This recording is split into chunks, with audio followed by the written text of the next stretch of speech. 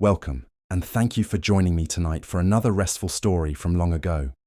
As the world outside grows still, I invite you to slow down and settle in for a soft journey through history's quieter corners. Tell me, if you'd like, where are you listening from, and what time is it right now? It's a lovely thought, all of us scattered across time zones, sharing this moment. If you enjoy falling asleep to stories like this, consider subscribing. There's so much more we'll uncover together in the nights to come. This is the true story of the Black Dinner of 1440, a night that would forever change the course of Scotland and demonstrate just how far ambitious men will go to seize power. By the end of this video, you'll understand not just what happened during those horrific hours at Edinburgh Castle, but why this single evening of betrayal shaped the destiny of an entire nation and inspired one of the most infamous scenes in literature centuries later. But before we dive into that blood-soaked November night, we need to understand the powder keg that was 15th century Scotland. Because this wasn't just a random act of violence. This was the culmination of years of political manoeuvring, family feuds, and a kingdom teetering on the edge of chaos.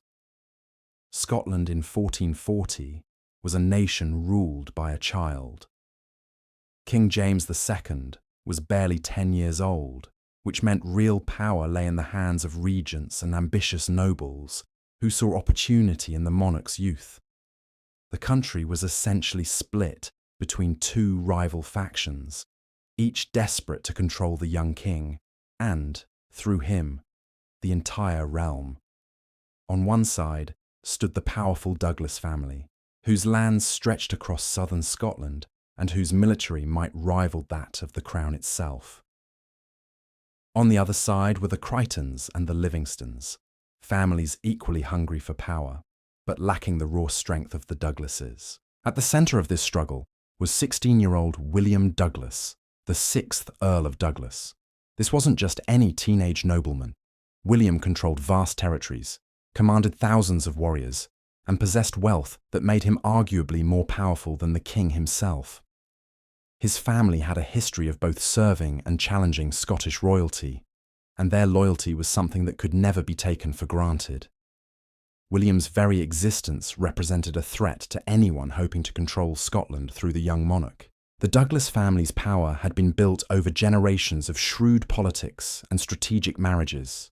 They owned castles throughout the borders, controlled key trade routes, and maintained their own private armies.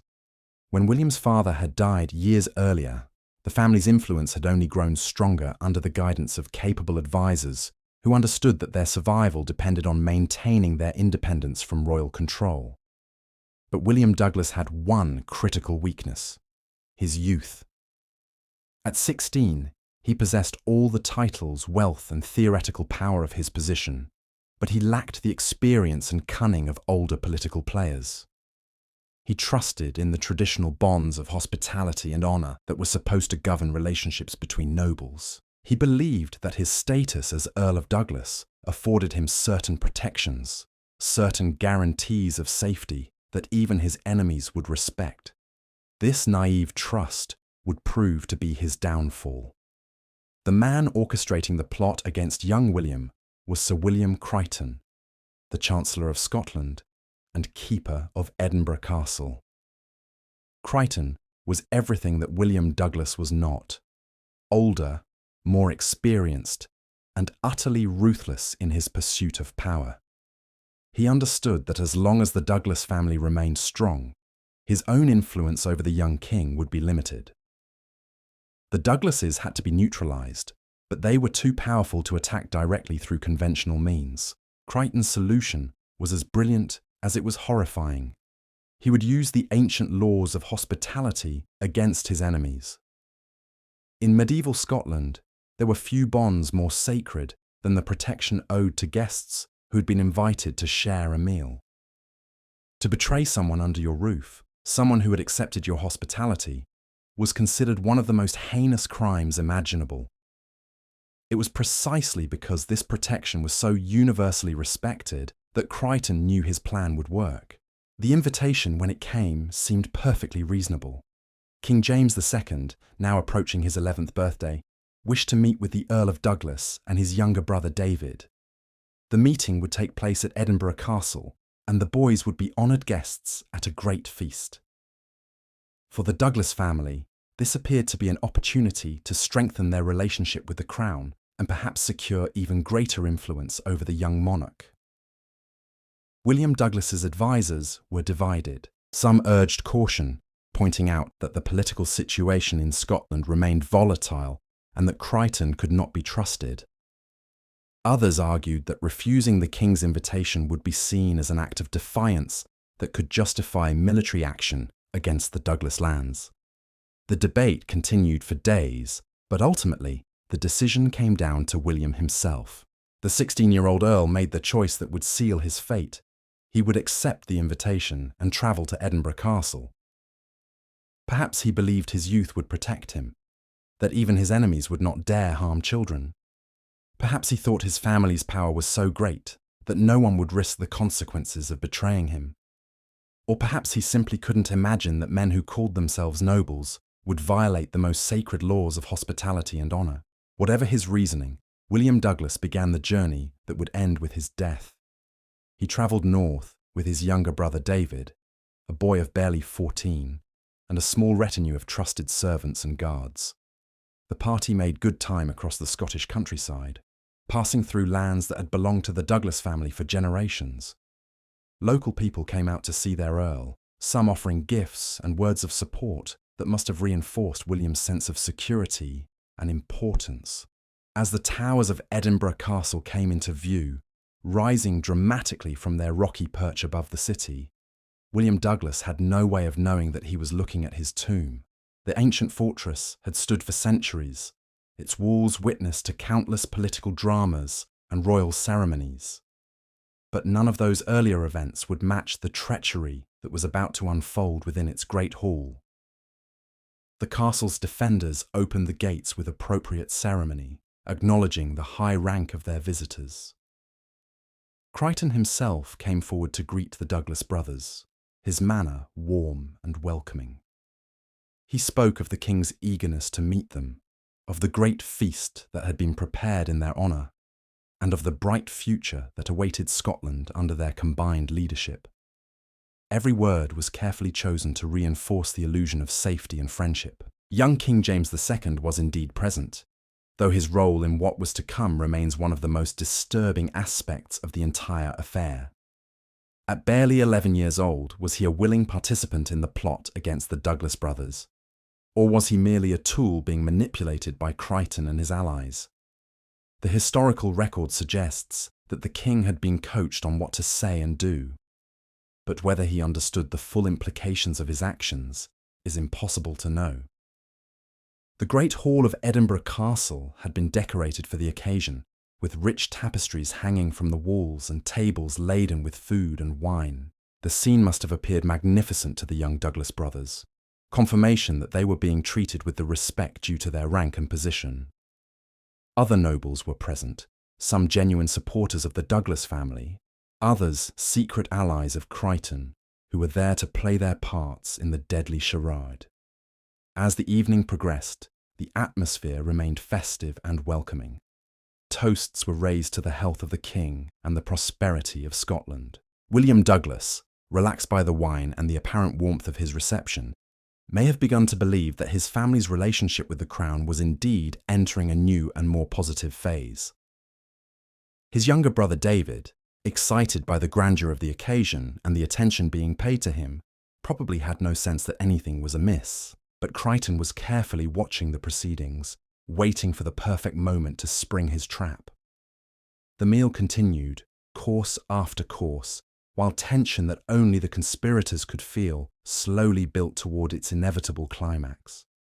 The other guests, those not privy to the plot, continued their conversations and enjoyed their food, unaware that they were about to witness an act that would shock even the hardened political players of medieval Scotland. The moment came as the final course was being served. According to the traditions of the time, this should have been when the most honoured guests received special recognition. perhaps gifts from their royal host or public acknowledgement of their loyalty and service. Instead, what happened next would forever stain the reputation of everyone present and create a legend that would echo through the centuries. The sound that broke the festive atmosphere was subtle at first, the scraping of metal against stone as servants began to clear away the dishes. But William Douglas, despite his youth, was sharp enough to notice that the servants moving around the hall were not the same ones who had been serving the meal. These men were larger, more muscular, and they moved with the purposeful stride of soldiers rather than the deferential shuffle of castle staff. It was then that the doors of the great hall began to close, not all at once, but gradually, as if by accident. First the main entrance, then the side doors, until every exit from the chamber had been sealed. The sound of heavy wooden bars sliding into place echoed off the stone walls, and conversations around the room began to falter as guests realized something was happening that had not been planned. William Douglas felt his stomach tighten with the first real stirring of fear. He glanced toward his younger brother David, who was still laughing at something one of the other young nobles had said, completely oblivious to the changing mood in the room. The Earl's hand instinctively moved toward his hip, where his sword should have been, only to remember that weapons were not permitted in the royal presence. He and his brother were completely defenseless. Sir William Crichton rose slowly from his seat at the high table, and the hall fell silent. Every eye turned toward the Chancellor as he raised his goblet, as if preparing to offer another toast. But instead of words of celebration, what came from his mouth would chill the blood of everyone present. "My lords and ladies," Crichton began, his voice carrying easily through the now silent hall, "we gather tonight not just to feast, but to address a matter of great importance to the realm of Scotland." He paused, letting his gaze sweep across the assembled nobles before settling on William Douglas. For too long, certain families have grown too powerful, too independent, too dangerous to the stability of our young king's reign. William Douglas started to rise from his seat, but found his way blocked by two of the disguised servants who had positioned themselves behind his chair. The 16-year-old Earl's voice cracked slightly as he spoke, betraying both his youth and his growing terror. "Sir William, I don't understand. We came here as guests of the king. We came in good faith." Crichton's smile was cold as winter frost. "Indeed you did, young Douglas, and that good faith will be your undoing." He gestured, and more armed men emerged from alcoves and doorways that had been concealed behind tapestries. The great hall, which moments before had been a place of celebration, now resembled a trap that had finally snapped shut. King James II, that 11-year-old boy who held the crown of Scotland, was guided to his feet by his handlers. His young face was pale, and his hands trembled as he was prompted to speak the words that had been carefully rehearsed. "William Douglas, Earl of Douglas, you and your brother stand accused of treason against the crown. You have grown too proud, too powerful, and too dangerous to be allowed to continue." The accusation hit William like a physical blow. Treason was a capital crime, punishable by death, and the charge was being levelled by the king himself. But even more shocking was the realization of how thoroughly he had been deceived. This had never been a feast in his honour. This had been an execution chamber disguised as a banquet hall. "Your Majesty," William said, his voice stronger now despite his fear, "what treason have I committed? I have served the crown faithfully. My family has bled for Scotland in countless battles. We have never raised arms against you or your royal father before you." But his words fell on deaf ears. Crichton had already given the signal, and servants began bringing forward items that made the true nature of the evening unmistakably clear. First came a wooden trencher, the kind used to serve meat at formal dinners. But this trencher bore no food. Instead, it held the severed head of a black bull, its dead eyes staring sightlessly at the horrified guests. The symbolism was unmistakable to everyone in that medieval hall. The The black bull's head was an ancient Scottish symbol of death and doom, a message that the recipient's time on Earth had come to an end. It was a tradition so old that its origins were lost in the mists of Celtic antiquity, but its meaning was as clear as if Crichton had simply announced that the Douglas brothers were about to die. Young David Douglas, who had been confused by the increasingly tense atmosphere, finally understood what was happening when he saw that grisly trophy. The 14-year-old boy's face went white as parchment, and he reached desperately for his older brother's hand. "William," he whispered, his voice barely audible above the shocked murmurs of the other guests. "What does this mean? What are they going to do to us?" William Douglas drew himself up to his full height, trying to project a confidence he didn't feel for the sake of his terrified younger brother. "It means, David, that we have been betrayed by men who have no honour. But we are Douglases. We will face whatever comes with courage." The other nobles in the hall were trapped in an impossible position. Some were genuine supporters of the Douglas family who had been invited specifically so they could witness the destruction of their allies. Others were neutral parties who had expected nothing more than a pleasant evening of political networking. A few were secret supporters of Crichton, who had known what was planned, but were still shocked by the cold brutality of its execution. None of them could intervene. To speak out against what was happening would be to mark themselves as enemies of the crown and likely share the fate of the Douglas brothers. So they sat in horrified silence, watching as two boys, for that's all William and David really were, despite their titles and responsibilities, faced the prospect of imminent death. Crichton savoured the moment of complete control. He had orchestrated everything perfectly. The Douglas brothers were isolated, defenceless, and completely at his mercy. The other nobles were too terrified or too complicit to interfere. Even the young king was following his script exactly as rehearsed. The Chancellor had achieved what he had dreamed of for years: the complete destruction of the Douglas threat to his power. "The sentence," Crichton announced, "is death, to be carried out immediately as befits traitors to the crown." But William Douglas was not finished. Despite his youth, despite his terror, despite the hopelessness of his situation, he summoned the courage that had been bred into his family over generations of warfare and political struggle. "If you murder us here tonight," he said, his voice carrying clearly through the hall, "you murder guests who came to you in good faith. You violate every law of hospitality that civilized men hold sacred. You will be remembered not as servants of the crown, but as oath-breakers and murderers." His words struck home. Several of the nobles shifted uncomfortably in their seats, and even some of Crichton's own supporters looked troubled. The laws of hospitality weren't just social conventions. They were considered sacred obligations that even enemies were expected to honor. To betray guests who had accepted your invitation was to place yourself outside the bounds of civilized society. But Crichton had come too far to be deterred by appeals to conscience or tradition. "Take them," he commanded his guards. "The deed is decided." What happened next would haunt Edinburgh Castle for centuries to come. The guards moved forward, their footsteps echoing off the stone floor like a funeral march. William Douglas instinctively stepped in front of his younger brother David, a gesture both futile and heartbreaking. Here was a 16-year-old boy faced with his own death, still trying to protect someone even more vulnerable than himself. David Douglas began to weep, not the quiet tears of resignation, but the desperate sobs of a child who finally understood that no adult was coming to save him. The sound cut through the great hall like a blade, and several of the noble ladies present had to look away.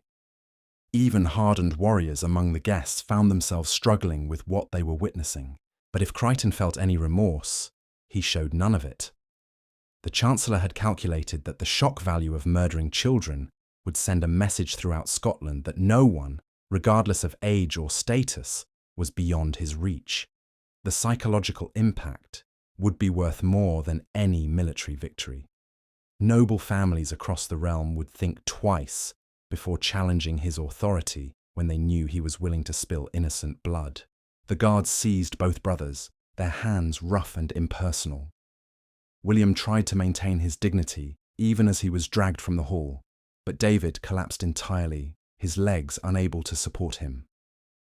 The younger boy had to be carried, his cries echoing off the stone walls and mixing with the horrified gasps of the dinner guests who were being forced to watch. King James II, that 11-year-old puppet, began to cry as well. Whether from genuine distress at what he was witnessing, or simply from the overwhelming nature of the situation, tears streamed down the young monarch's face. Crichton quickly moved to comfort him, whispering reassurances that this was necessary for the good of Scotland, that strong kings sometimes had to make difficult decisions. The irony was lost on no one present. A child king being consoled for ordering the deaths of other children. The Douglas brothers were not taken far. Medieval justice was swift and brutal, and Crichton had no intention of allowing time for rescue attempts or second thoughts. They were dragged to the castle's courtyard, where a hastily constructed scaffold awaited them. The wooden platform had clearly been prepared in advance, another sign of how thoroughly this entire evening had been planned. A crowd had gathered in the courtyard, drawn by the commotion from the great hall. Castle servants, guards, and local townspeople pressed forward to witness what was happening. Word spread quickly through the narrow streets of Edinburgh that something momentous was occurring at the castle. By torchlight and under the cold November stars, hundreds of people watched as two of Scotland's most powerful nobles were led to their deaths. The executioner was already waiting, his axe freshly sharpened for the occasion. This was no common criminal being dispatched quickly and quietly. This was political theatre designed to send a message, and every detail had been choreographed for maximum impact. The man chosen to carry out the sentence was experienced in his grim trade, someone who could be counted on to perform his duty efficiently, regardless of the age of his victims. William Douglas was forced to kneel first. Even in his final moments, he tried to project strength and dignity. His last words, recorded by witnesses and passed down through the centuries, were a curse upon those who had betrayed him. "May God's judgment fall upon all who have broken faith this night," he declared, his young voice carrying across the silent courtyard. "And may the Douglas name survive to see justice done." The axe fell with a sound that seemed to echo forever in the minds of those who heard it. William Douglas, 6th Earl of Douglas, heir to one of Scotland's greatest families, died at the age of 16, his life cut short by political ambition and calculated treachery. His blood stained the wooden scaffold, a dark reminder of the price of power in medieval Scotland. David Douglas, barely 14 years old, was next. The younger boy was beyond speech by this point, his terror having robbed him of words. He could barely stand without support, and the guards had to hold him upright as the executioner prepared to complete his bloody work. The crowd watched in horrified silence as the axe claimed its second victim of the night. 2 lives ended in those brutal moments, but the consequences of the Black Dinner were only beginning. The deaths of the Douglas brothers sent shockwaves throughout Scotland that would reverberate for decades to come. Noble families who had previously felt secure in their positions suddenly realised that youth, status, and even royal invitation offered no protection against ruthless political operators like Crichton. But perhaps most importantly, the murders created a blood feud that would consume Scottish politics for generations. The Douglas family did not die with William and David. Other members of the clan survived, and they would neither forget nor forgive what had been done to their kinsmen. The quest for vengeance would drive Scottish politics for years to come, leading to battles, assassinations, and political chaos that would weaken the kingdom at a time when it could least afford internal strife. Back in the Great Hall, the dinner guests sat in stunned silence, the remains of their feast growing cold before them. Many had lost their appetite entirely, while others drank heavily, trying to numb themselves to what they had just witnessed. The Black Bull's head remained on its wooden trencher, a grim centerpiece that seemed to mock the civilized pretensions of the gathering. Crichton returned to the hall with blood on his hands, both literally and figuratively.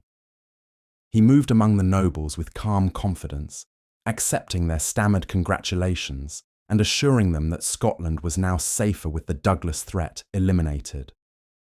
But his eyes betrayed a wariness that had not been there before. He had crossed a line that could never be uncrossed, and he knew that his actions would make him enemies throughout the realm. The young king was quickly escorted from the hall and put to bed, but sleep would not come easily to James II that night. The image of the Douglas brothers being dragged away would haunt his dreams for years to come.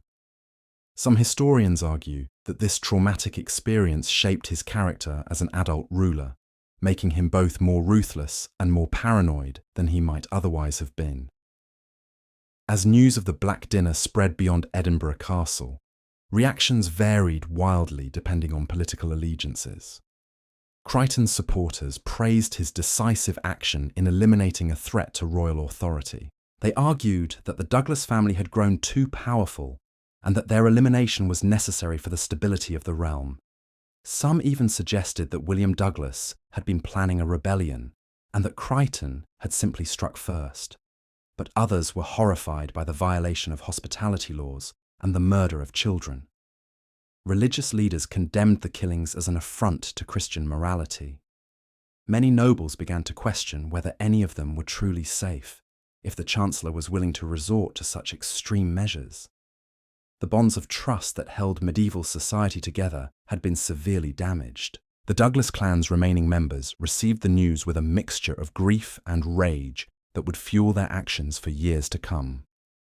James Douglas, known as the Ninth Earl after his nephew's deaths, swore a solemn oath of vengeance against all who had participated in the Black Dinner. He began gathering supporters and resources for what he knew would be a long and bloody campaign to restore his family's honour.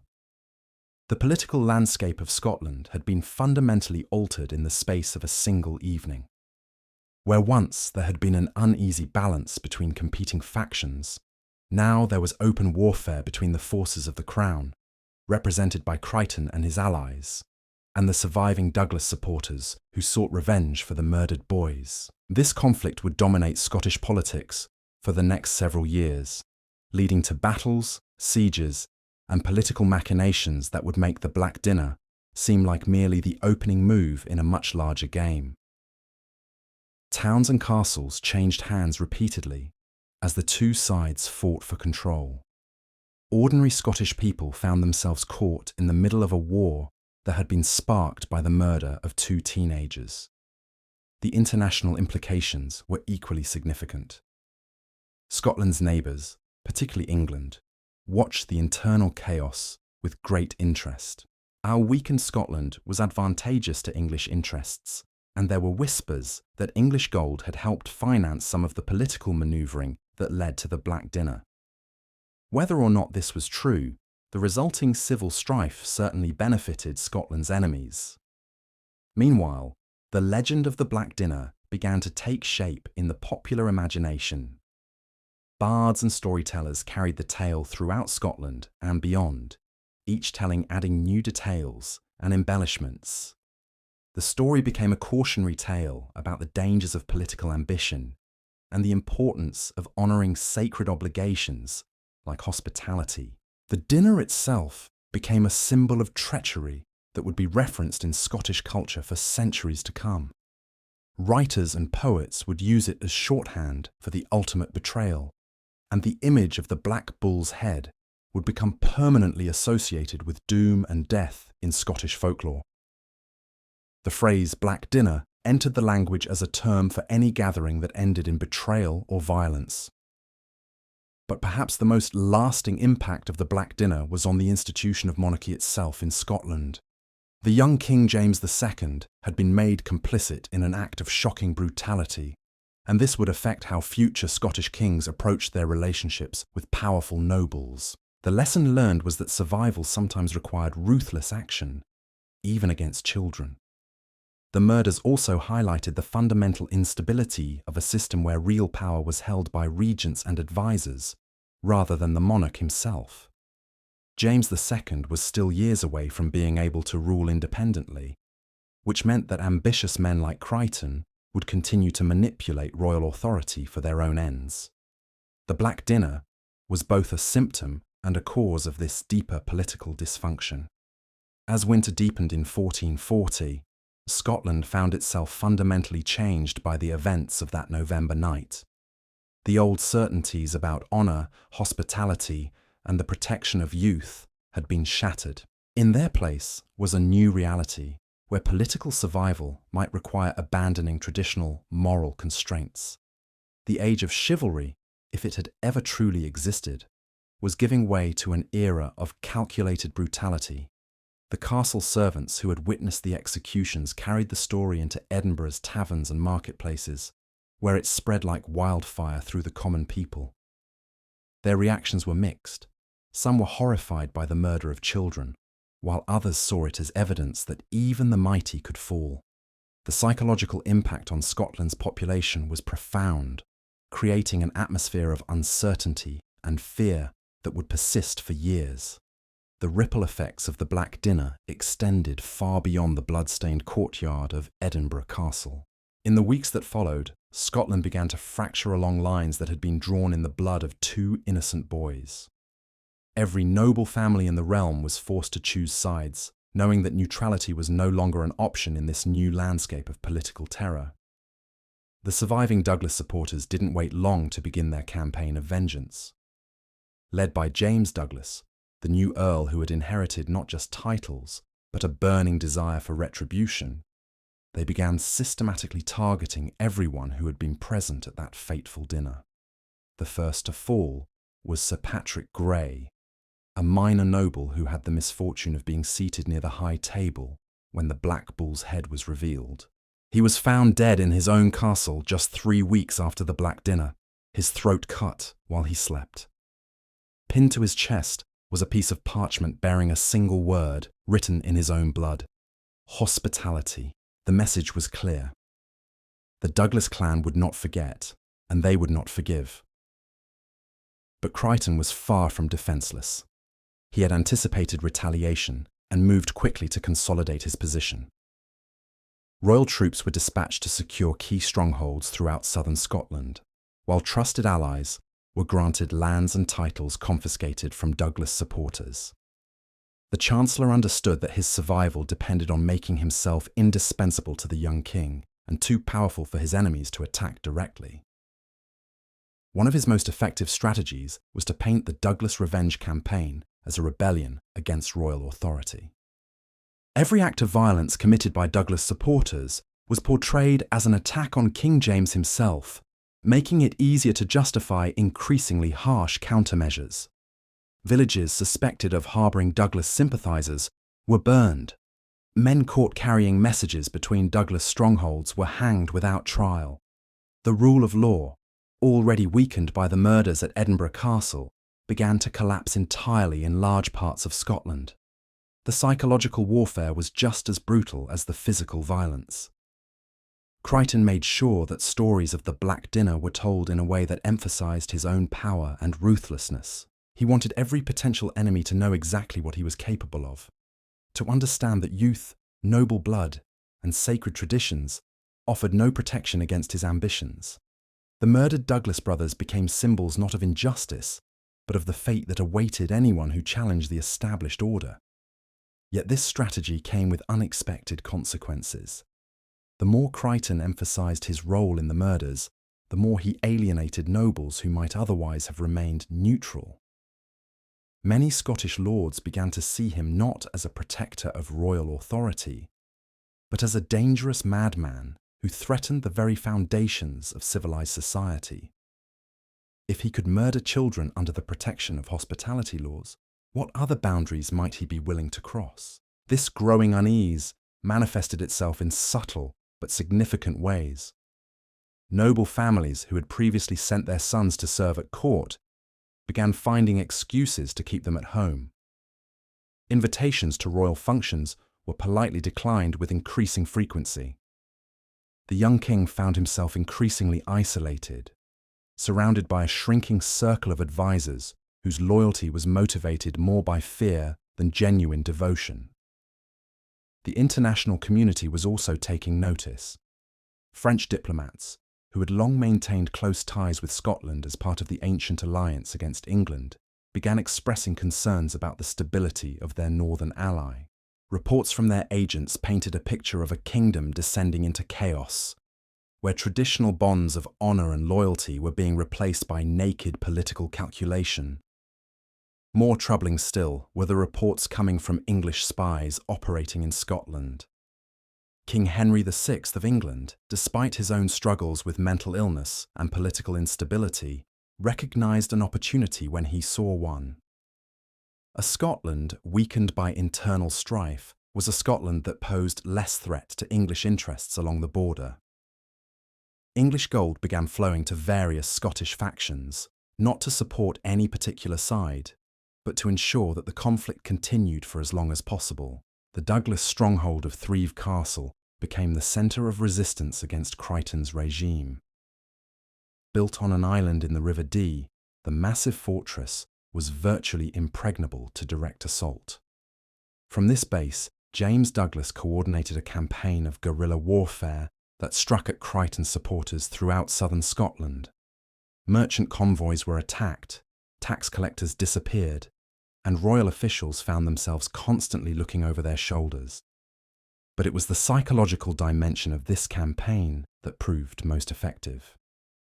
Douglas agents spread stories throughout Scotland about the ghosts of the murdered brothers haunting Edinburgh Castle. Servants reported seeing the spirits of William and David walking the corridors at night, their severed heads tucked under their arms, searching for their killers.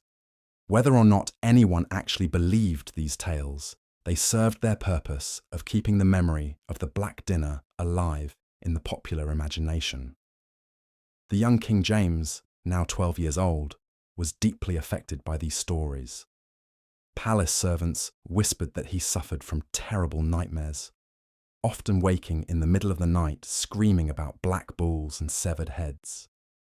His tutors reported that he had become withdrawn and suspicious, flinching whenever unexpected visitors appeared at court. The trauma of that November night was clearly taking its toll on the boy who had been forced to participate in such a horrific act. Crichton tried to shield the king from these influences, but his efforts only made the situation worse. The more he tried to control James's environment, the more obvious it became that the Chancellor, not the king, was the real power in Scotland. This realization began to eat away at James's sense of identity and purpose. What was the point of being a king if you had no real authority? What meaning did a crown have if it was merely a prop in someone else's political theatre? These questions became more pressing as James entered adolescence. At 13, he was beginning to understand the full implications of what had happened at the Black Dinner. He realized that he had been manipulated into ordering the deaths of boys not much older than himself, and the guilt was overwhelming. Some historians suggest that this guilt drove many of his later actions as an adult ruler, including his eventual break with Crichton and his attempts to restore honour to the Scottish crown. Meanwhile, the Douglas campaign of revenge was expanding beyond simple retaliation. James Douglas had begun reaching out to other noble families who had grievances against Crichton, building a coalition united not just by desire for vengeance, but by genuine concerns about the direction Scotland was heading.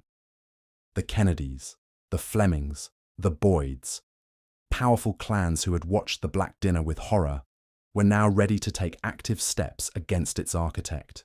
This coalition faced a significant challenge in the form of public opinion. Many ordinary Scots, while horrified by the murders, were also weary of the constant violence that had followed. They wanted peace and stability, not another prolonged civil war.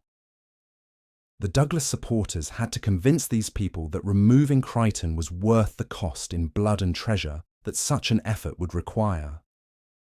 Their solution was to focus on the religious dimensions of Crichton's crimes. The violation of hospitality laws wasn't just a political transgression, it was a sin against God himself.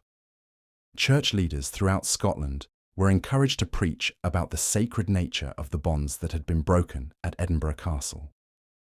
The murdered Douglas brothers were portrayed as martyrs, innocent victims of unholy ambition. This religious framing proved remarkably effective. Scotland in the 1440s was a deeply Christian society where moral authority often trumped political power. When prominent bishops began speaking out against the Black Dinner, describing it as an affront to divine law, public opinion began to shift decisively against Crichton. Even his own supporters started to question whether they were on the right side of this conflict. The Chancellor recognised the threat posed by this religious opposition and moved to counter it. He arranged for friendly clerics to preach sermons, emphasising the importance of royal authority and the dangers of rebellion against God's anointed king. The Douglas campaign, he argued, was nothing more than treasonous violence dressed up in the language of righteousness. Those who supported it were rebels against both Crown and Church. But this religious war of words only intensified the broader conflict. Scotland found itself divided not just politically, but spiritually, with different factions claiming divine sanction for their actions. Churches became battlegrounds of rhetoric, while monasteries found themselves pressured to choose sides in what was increasingly seen as a holy war. The violence, meanwhile, continued to escalate.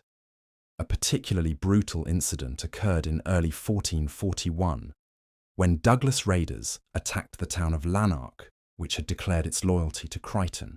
The assault began before dawn, with armed men setting fire to houses and cutting down anyone who tried to resist.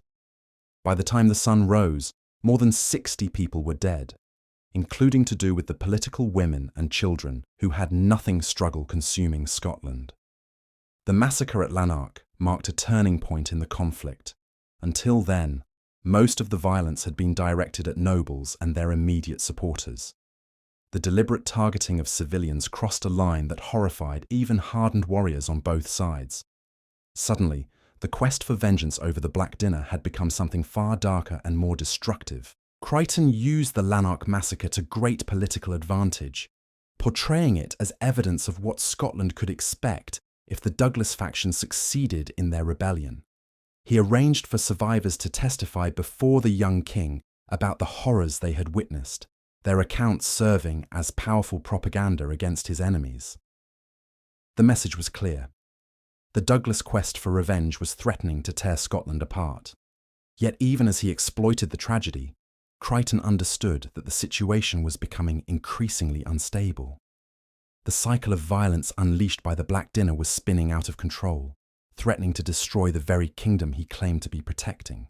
Reports from his agents throughout Scotland painted a grim picture of a realm sliding toward complete chaos. The economic costs were becoming impossible to ignore. Trade had virtually ceased in large parts of southern Scotland, as merchants refused to risk their goods on roads controlled by hostile forces. Tax collection had become nearly impossible in Douglas-controlled territories, depriving the royal treasury of desperately needed revenue. The Scottish currency was beginning to weaken as foreign traders lost confidence in the kingdom's stability. Perhaps most troubling of all was the impact on Scotland's military capabilities. The constant internal warfare was consuming resources and manpower that should have been directed toward defending the realm against external threats. English raiders were already beginning to probe the border defences, testing whether Scotland was too distracted by internal conflict to respond effectively to foreign aggression. The young King James was becoming increasingly aware of these broader implications.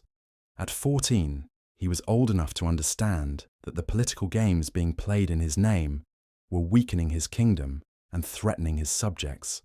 The guilt he felt over the Black Dinner was now compounded by frustration at his own powerlessness to stop the violence that had followed. His relationship with Crichton was growing increasingly strained.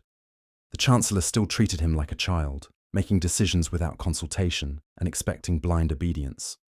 But James was no longer the frightened 11-year-old who had been coached to order the deaths of the Douglas brothers. He was becoming a young man with his own ideas about how Scotland should be governed, and those ideas didn't always align with Crichton's vision. This tension came to a head during a council meeting in early 1442. The topic under discussion was a proposed military campaign against the Douglas stronghold at Thrieve Castle. Crichton argued that a decisive strike against the rebels' main base would end the conflict quickly and restore peace to Scotland. But James, now 15 and increasingly confident in his own judgment, questioned whether such an attack would actually solve anything. "Every time we strike at them," the young king pointed out, "they strike back twice as hard. The violence only breeds more violence. Perhaps it's time to consider whether there might be another way to end this conflict." Crichton's response revealed just how much the situation had changed since the Black Dinner. Instead of the respectful deference he had once shown to royal opinion, his reply was sharp and dismissive. "Your Majesty is young and perhaps doesn't fully understand the nature of the enemies we face. The Douglas faction will never be satisfied with anything less than complete victory. They must be crushed, not negotiated with." The exchange marked a crucial moment in Scottish history. For the first time since the Black Dinner, the young king had publicly questioned his chancellor's judgment, and Crichton had responded with barely concealed contempt. Other nobles present at the meeting took note of this shift in the relationship between monarch and minister. The absolute control that Crichton had exercised for years was finally beginning to crack. Word of this confrontation spread quickly throughout the Scottish court and beyond.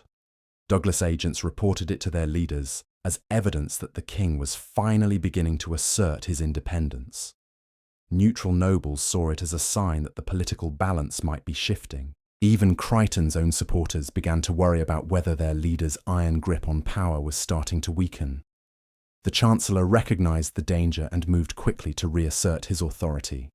He arranged for a series of military victories against Douglas positions, each one carefully staged to demonstrate his continued effectiveness as Scotland's protector. Royal proclamations were issued, condemning the rebels and promising harsh punishment for anyone who supported them. The machinery of government was deployed to reinforce the message that Crichton remained firmly in control. But the damage had been done. The seed of doubt about Crichton's invincibility had been planted, and it would continue to grow in the months that followed. The man who had once seemed untouchable, who had orchestrated the murder of children and emerged stronger than ever, was finally beginning to show signs of vulnerability. The Douglas faction sensed this weakness and began to intensify their efforts. New allies were recruited, including some who had previously supported Crichton, but were now having second thoughts about their allegiance. Money and weapons flowed into rebel strongholds as the campaign against the Chancellor's regime gained momentum. For the first time since the Black Dinner, it seemed possible that the architects of that terrible night might actually face consequences for their actions. As 1442 drew to a close, Scotland found itself at a crossroads. The kingdom that had been fundamentally altered by the events of that November night in 1440 was about to be transformed again. The question was whether the change would bring justice for the murdered Douglas brothers, or simply replace one form of tyranny with another. The ghosts of William and David Douglas, whether real or imagined, continued to haunt Edinburgh Castle and the conscience of a nation.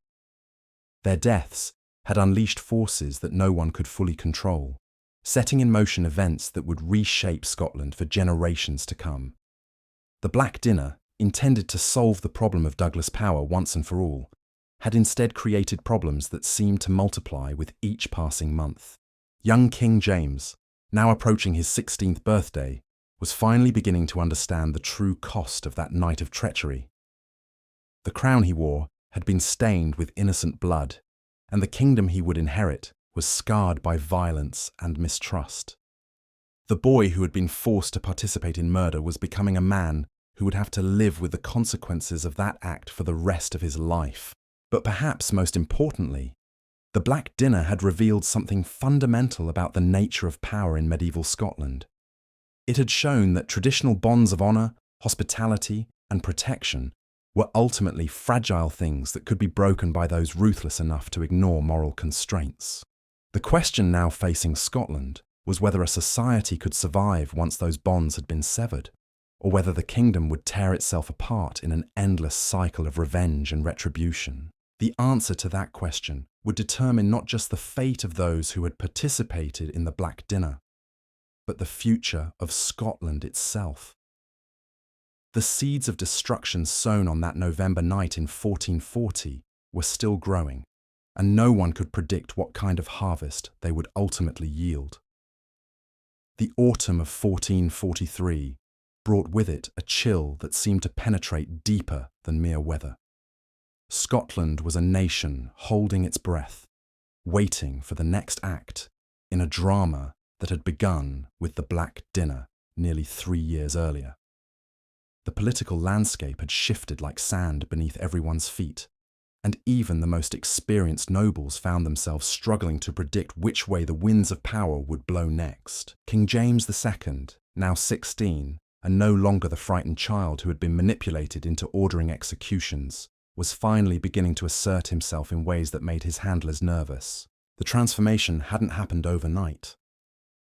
It had been a gradual process, marked by small acts of defiance that grew bolder with each passing month. Where once he had simply nodded and agreed with whatever Crichton proposed, now he asked pointed questions that revealed an increasingly sophisticated understanding of statecraft and its consequences. The change was most evident during council meetings, where the young king had begun challenging decisions that he felt were unnecessarily harsh or counterproductive. When Crichton proposed confiscating lands from families suspected of Douglas sympathies, James questioned whether such actions would actually strengthen royal authority or simply create more enemies.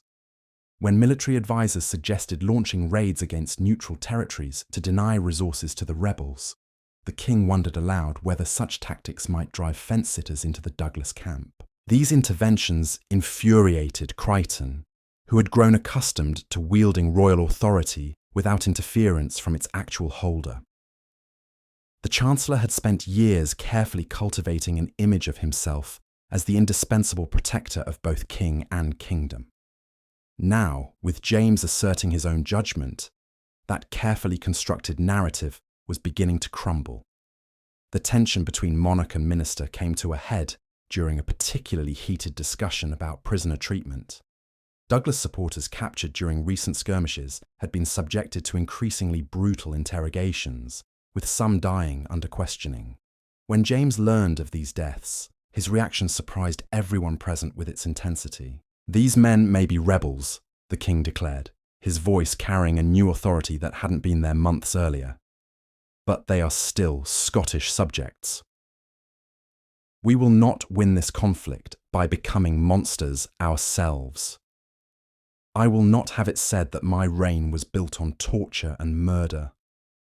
The silence that followed was deafening. Every person in that council chamber understood that they had just witnessed a fundamental shift in the balance of power. Crichton's face remained impassive, but those who knew him well could see the calculation behind his eyes. The boy king was becoming a problem that would need to be addressed. But James wasn't finished. Drawing himself up to his full height, he continued with words that would be remembered long after the men who heard them were dead. "Sir William, you have served this crown with dedication, and for that you have my gratitude. But you seem to have forgotten that you serve the crown, not the other way around. I am no longer a child to be guided and controlled. I am your king, and I will be treated as such." The confrontation marked a turning point, not just in the relationship between James and Crichton, but in the broader political struggle consuming Scotland. Word of the king's newfound assertiveness spread rapidly through both loyalist and rebel networks. For the Douglas faction, it represented hope that they might finally find an ally in the very person whose authority had been used to justify their persecution. For Crichton's supporters, it was a warning that their patron's grip on power might be weakening. The Chancellor's response was swift and calculated. Rather than openly challenging the king's authority, which would have been political suicide, he began working behind the scenes to undermine James's independence. Trusted advisors were placed in the king's household, ostensibly to provide guidance but actually to monitor and influence his decisions. Access to information was carefully controlled, ensuring that James received only reports that supported Crichton's version of events. More subtly, Crichton began spreading whispers about the king's mental state. The trauma of the Black Dinner he suggested to carefully chosen confidants, had affected the young monarch more deeply than anyone realized. These episodes of defiance weren't signs of growing maturity, but symptoms of an unstable mind struggling to cope with the weight of royal responsibility. Such concerns, once planted, had a way of growing and spreading throughout the court. The Douglas leadership, meanwhile, was facing its own internal struggles. James Douglas, the ninth Earl who had inherited both title and thirst for vengeance, was proving to be a capable military leader, but a problematic political figurehead. His hatred for everyone connected to the Black Dinner burned so fiercely that it sometimes clouded his judgment about strategy and timing. More moderate voices within the Douglas faction worried that his desire for revenge might lead them into conflicts they couldn't win. One of these voices belonged to Archibald Douglas, a cousin of the murdered brothers who had managed to avoid being at Edinburgh Castle that fateful night. Unlike James Douglas, whose every action was motivated by rage and grief, Archibald approached the conflict with the cold calculation of a chess master. He understood that ultimately winning meant more than just killing their enemies. It meant positioning the Douglas family to survive and thrive in whatever Scotland emerged from this chaos. Revenge is a luxury we may not be able to afford, Archibald argued during one particularly tense family council. Every act of violence we commit in the name of William and David's memory makes it harder for us to eventually reconcile with the crown. We need to think about what comes after Crichton falls. But James Douglas would hear none of it. Reconciliation. He spat, his scarred hands clenching into fists. They murdered children under the sacred protection of hospitality. They made us watch as boys younger than some of our own sons were dragged away to die. There can be no peace with such men, no forgiveness for such crimes. The philosophical divide within the Douglas ranks reflected a broader question that was tearing at the fabric of Scottish society. How much violence was justified in pursuit of justice? At what point did the quest for vengeance become indistinguishable from the original crime? These weren't merely academic questions. They had real consequences for thousands of people caught in the crossfire of this escalating conflict. The winter of 1443 brought with it a series of events that would test these philosophical divisions in the most brutal ways possible. A Douglas raid on a supply convoy near Stirling went horribly wrong when the raiders encountered not just guards, but a group of pilgrims travelling to a nearby shrine. In the confusion and darkness, several innocent travellers were killed alongside the convoy's defenders. News of the pilgrims' deaths spread rapidly throughout Scotland, causing a wave of revulsion that crossed factional lines. These weren't soldiers or political figures. They were ordinary people whose only crime had been choosing the wrong day to travel the wrong road. Even some Douglas supporters began to question whether their cause was worth such collateral damage. Crichton seized on the incident with ruthless efficiency. Royal proclamations condemned the murderous rebels who would kill innocent pilgrims in pursuit of their treasonous goals. The victims were given elaborate state funerals, with the young king himself serving as chief mourner. Every aspect of the ceremonies was designed to reinforce the message that the Douglas faction had crossed a moral line that could never be uncrossed. The propaganda campaign was devastatingly effective. Public opinion, which had been slowly shifting against Crichton due to lingering revulsion over the Black Dinner, swung back toward the royalist cause. The Chancellor's supporters spoke of how the realm needed strong leadership to protect innocent people from rebel violence. Even neutral nobles began to worry that a Douglas victory might lead to widespread chaos and bloodshed. James Douglas was shattered by the unintended consequences of the raid. Unlike Crichton, who seemed capable of ordering violence without remorse, the Douglas leader was haunted by the knowledge that his quest for justice had led to innocent deaths. He began drinking heavily, and his subordinates noticed that he would sometimes wake in the middle of the night, screaming about ghosts and blood-stained pilgrims. This personal crisis couldn't come at a worse time for to have the Douglas cause. With their leader increasingly unreliable, the faction began to fragment as different factions pursued their own strategies. Some advocated for an all-out assault on Edinburgh Castle, arguing that only Crichton's death could end the conflict. Others pushed for a negotiated settlement that would allow the surviving Douglas family members to retain some of their lands and titles in exchange for acknowledging royal authority. The most radical faction, led by a Douglas cousin named William Douglas of Drumlanrig, proposed something that would have shocked both sides just months earlier. Why not eliminate King James himself? The boy king might be asserting his independence from Crichton, but he remained the symbol of royal authority that legitimised the Chancellor's actions. Without a monarch to hide behind, Crichton would be revealed as nothing more than an ambitious nobleman with no legitimate claim to rule Scotland. The proposal sparked the fiercest internal debate the Douglas faction had yet experienced. Traditional loyalists argued that killing an anointed king would damn them all in the eyes of God and man. Pragmatists worried that regicide would unite all their enemies against them and potentially invite foreign intervention. But the radicals pressed their case with increasing desperation, arguing that half measures had failed and only decisive action could break the cycle of violence. While the Douglas faction argued among themselves, King James was facing his own moment of crisis.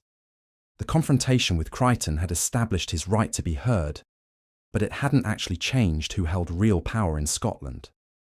The Chancellor still controlled the royal army, the treasury, and the administrative machinery of government. James had authority in theory, but Crichton retained the practical means to ignore or override royal wishes. This frustrating reality became clear when James attempted to issue a royal pardon for several minor Douglas supporters who had been captured during recent fighting. The king's reasoning was sound. Showing mercy to relatively insignificant figures might encourage others to surrender and help wind down the conflict. But when the pardons were presented to Crichton for implementation, the Chancellor simply ignored them. "Your Majesty's compassion does you credit," Crichton said when James confronted him about the matter. "But these are dangerous times that require firm resolve. Perhaps when the rebellion is fully crushed, there will be opportunities for royal mercy." The response was a masterpiece of political manipulation. Crichton had managed to praise the king's intentions while completely negating his authority, all wrapped in language that made opposition seem petty and unreasonable. James understood exactly what had happened, but he also recognized that he lacked the power to force compliance with his wishes. This realization prompted the young king to begin thinking seriously about alternatives to his current situation. If he couldn't exercise real authority while surrounded by Crichton's supporters, perhaps he needed to find a way to escape their control entirely. The idea was dangerous. Any attempt to break free from his handlers would be seen as treasonous by the very men who claimed to serve him. But remaining a puppet king was becoming increasingly unbearable. The opportunity James had been waiting for came in the spring of 1444, when a seemingly routine diplomatic mission provided the perfect cover for a dramatic escape. The English court had requested a meeting to discuss border issues, and protocol demanded that the Scottish king send representatives to negotiate. Crichton, ever suspicious of his enemies, decided to lead the delegation himself, taking most of his trusted advisors with him. This left Edinburgh Castle with a significantly reduced garrison and gave James the opening he needed.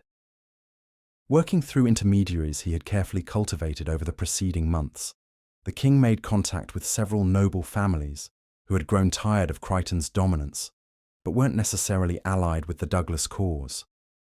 These men, led by Sir Alexander Livingston, were willing to support royal independence in exchange for political advancement under a truly sovereign monarch.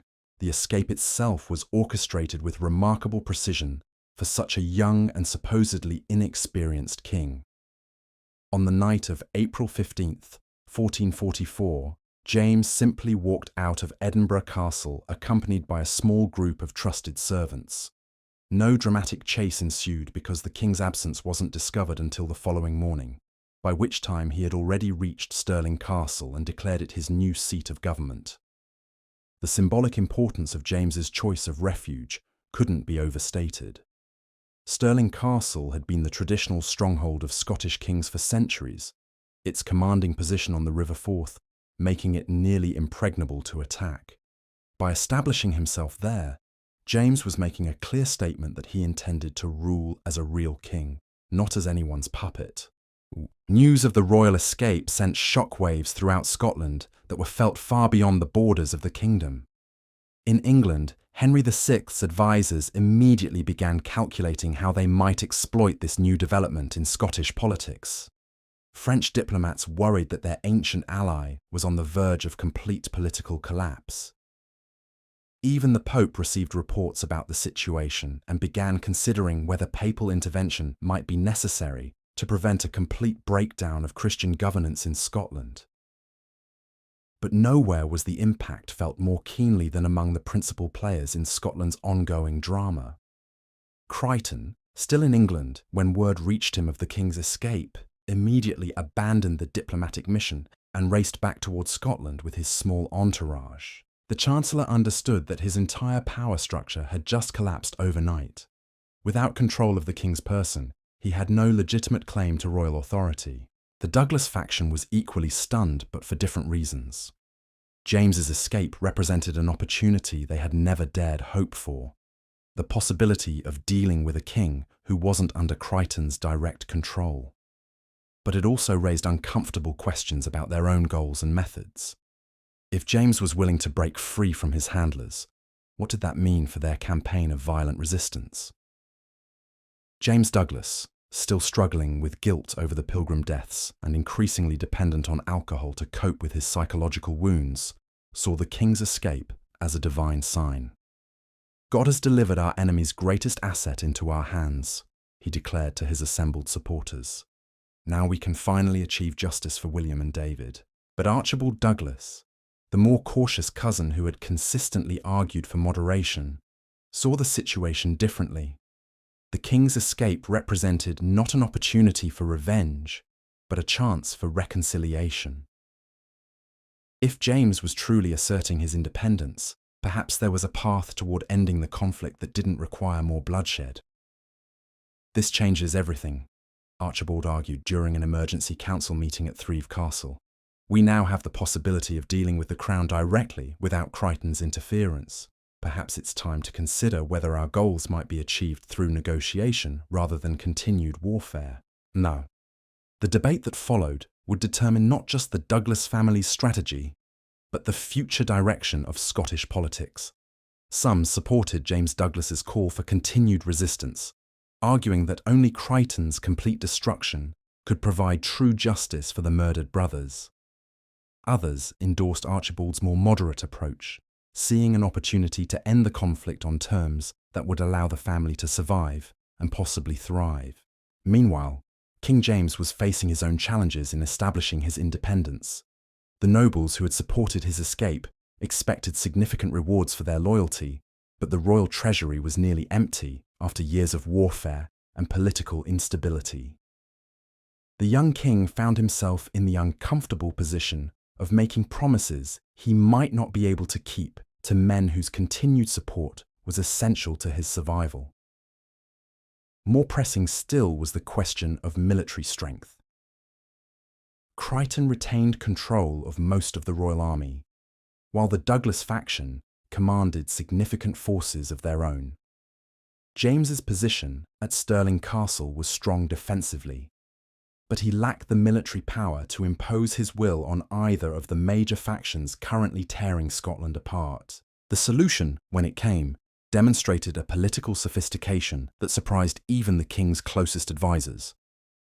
Rather than trying to fight both Crichton and the Douglas factions simultaneously, James began playing them against each other while gradually building his own independent power base. He opened secret negotiations with moderate elements in both camps, offering pardons and political advancement to anyone willing to abandon their current leaders and support genuine royal authority. The strategy was risky but brilliant. By positioning himself as the reasonable alternative to both Crichton's authoritarian rule and Douglas' vengeance, James began attracting supporters from across the political spectrum. Minor nobles who had grown tired of the constant warfare saw an opportunity to support a king who might actually bring peace to Scotland. Church leaders, horrified by the violence of recent years, threw their moral authority behind a monarch who promised to restore Christian governance to the realm. Most importantly, ordinary Scottish people began to see James as a potential saviour from the chaos that had consumed their country since the Black Dinner. Farmers whose crops had been burned by rival armies, merchants whose trade had been disrupted by constant warfare, and townspeople who lived in fear of raids and reprisals all had reasons to support a king who promised stability and justice. This groundswell of popular support gave James something that neither Crichton nor the Douglas leadership possessed: genuine legitimacy in the eyes of the Scottish people. The Chancellor might control armies, and the rebels might claim moral authority, but only the king could offer the prospect of a truly unified Scotland emerging from the ashes of civil war. Recognising this shift in public opinion, both of the major factions began making overtures to the escaped king. Crichton, despite his fury at James's betrayal, understood that his long-term survival might depend on reaching some kind of accommodation with the monarch he had tried to control. The Douglas leadership, meanwhile, saw an opportunity to achieve their goals through political means, rather than continued violence. The negotiations that followed were among the most complex and delicate in Scottish history. Each side brought different strengths and weaknesses to the table, and each had legitimate grievances against the others. James held the moral authority of kingship, but lacked military power. Crichton commanded significant forces, but had lost popular support due to his role in the Black Dinner. The Douglas faction could claim to represent justice for murdered innocents, but their own violent actions had tarnished their moral standing. The breakthrough came when Archibald Douglas, acting without his cousin James's knowledge or approval, made a secret approach to the king's representatives. The moderate Douglas leader proposed a radical solution. What if the pursuit of justice for William and David Douglas didn't require Crichton's death, but rather his public acknowledgement of wrongdoing and appropriate compensation to the victim's family? The proposal was revolutionary because it offered a way to address the moral dimensions of the Black Dinner without perpetuating the cycle of violence that had consumed Scotland for nearly 4 years. Crichton would have to admit his guilt and make substantial reparations, but he would keep his life and possibly retain some political role in the kingdom. The Douglas family would receive justice and compensation, but would have to abandon their quest for blood vengeance. King James, despite his youth, immediately grasped the potential of Archibald's proposal. It offered him exactly what he needed: a way to assert his authority as the ultimate arbiter of justice in Scotland while ending the destructive conflict that was tearing his kingdom apart. More importantly, it would allow him to emerge as a true king, one who had brought peace through wisdom rather than conquest through force. But implementing such a solution would require overcoming enormous obstacles. James Douglas, consumed by grief and rage, would never willingly abandon his quest for revenge. Crichton, despite his weakened position, remained proud and might refuse to admit guilt for actions he still believed were necessary. Many of their respective supporters had invested too much blood and treasure in the conflict to accept a negotiated settlement. The king's response to these challenges revealed the political maturity he had developed during his years as a powerless observer of adult machinations. Rather than announcing a grand peace initiative that both sides could immediately reject, James began working quietly to create conditions that would make such an agreement seem inevitable. First, he used his growing influence with the church to have religious leaders throughout Scotland begin preaching about the virtues of mercy and reconciliation. These sermons, while avoiding direct mention of current political events, created a moral framework that made continued violence seem increasingly un-Christian. The message was subtle but powerful. True strength lay not in the ability to destroy one's enemies, but in the wisdom to transform them into friends. Simultaneously, James began demonstrating his own commitment to justice through a series of highly publicized actions that had nothing to do with the Douglas-Crichton conflict. Corrupt officials were dismissed and prosecuted regardless of their political affiliations. Royal resources were directed toward rebuilding communities damaged by the Civil War. Most importantly, The king made a point of personally hearing petitions from ordinary subjects who had grievances against noble families. These actions served multiple purposes. They established James as a king who truly cared about justice for all his subjects, not just powerful nobles. They demonstrated that royal authority could be exercised fairly and effectively without resort to the brutal tactics that had characterized recent Scottish politics. And they created a stark contrast between the king's constructive leadership and the destructive feuding of the major factions. The cumulative effect of these initiatives was to gradually shift the political conversation in Scotland away from questions of revenge and toward discussions of reconstruction and reconciliation. People began to imagine what peace might look like and to wonder whether the benefits of ending the conflict might outweigh the satisfaction of achieving total victory over their enemies. As summer turned to autumn in 1444, Scotland found itself at another crucial turning point. The kingdom that had been fundamentally altered by the Black Dinner was on the verge of being transformed again, but this time the change might lead toward healing rather than further destruction. The young king who had been forced to participate in murder was becoming a man who might be capable of bringing true justice to his realm.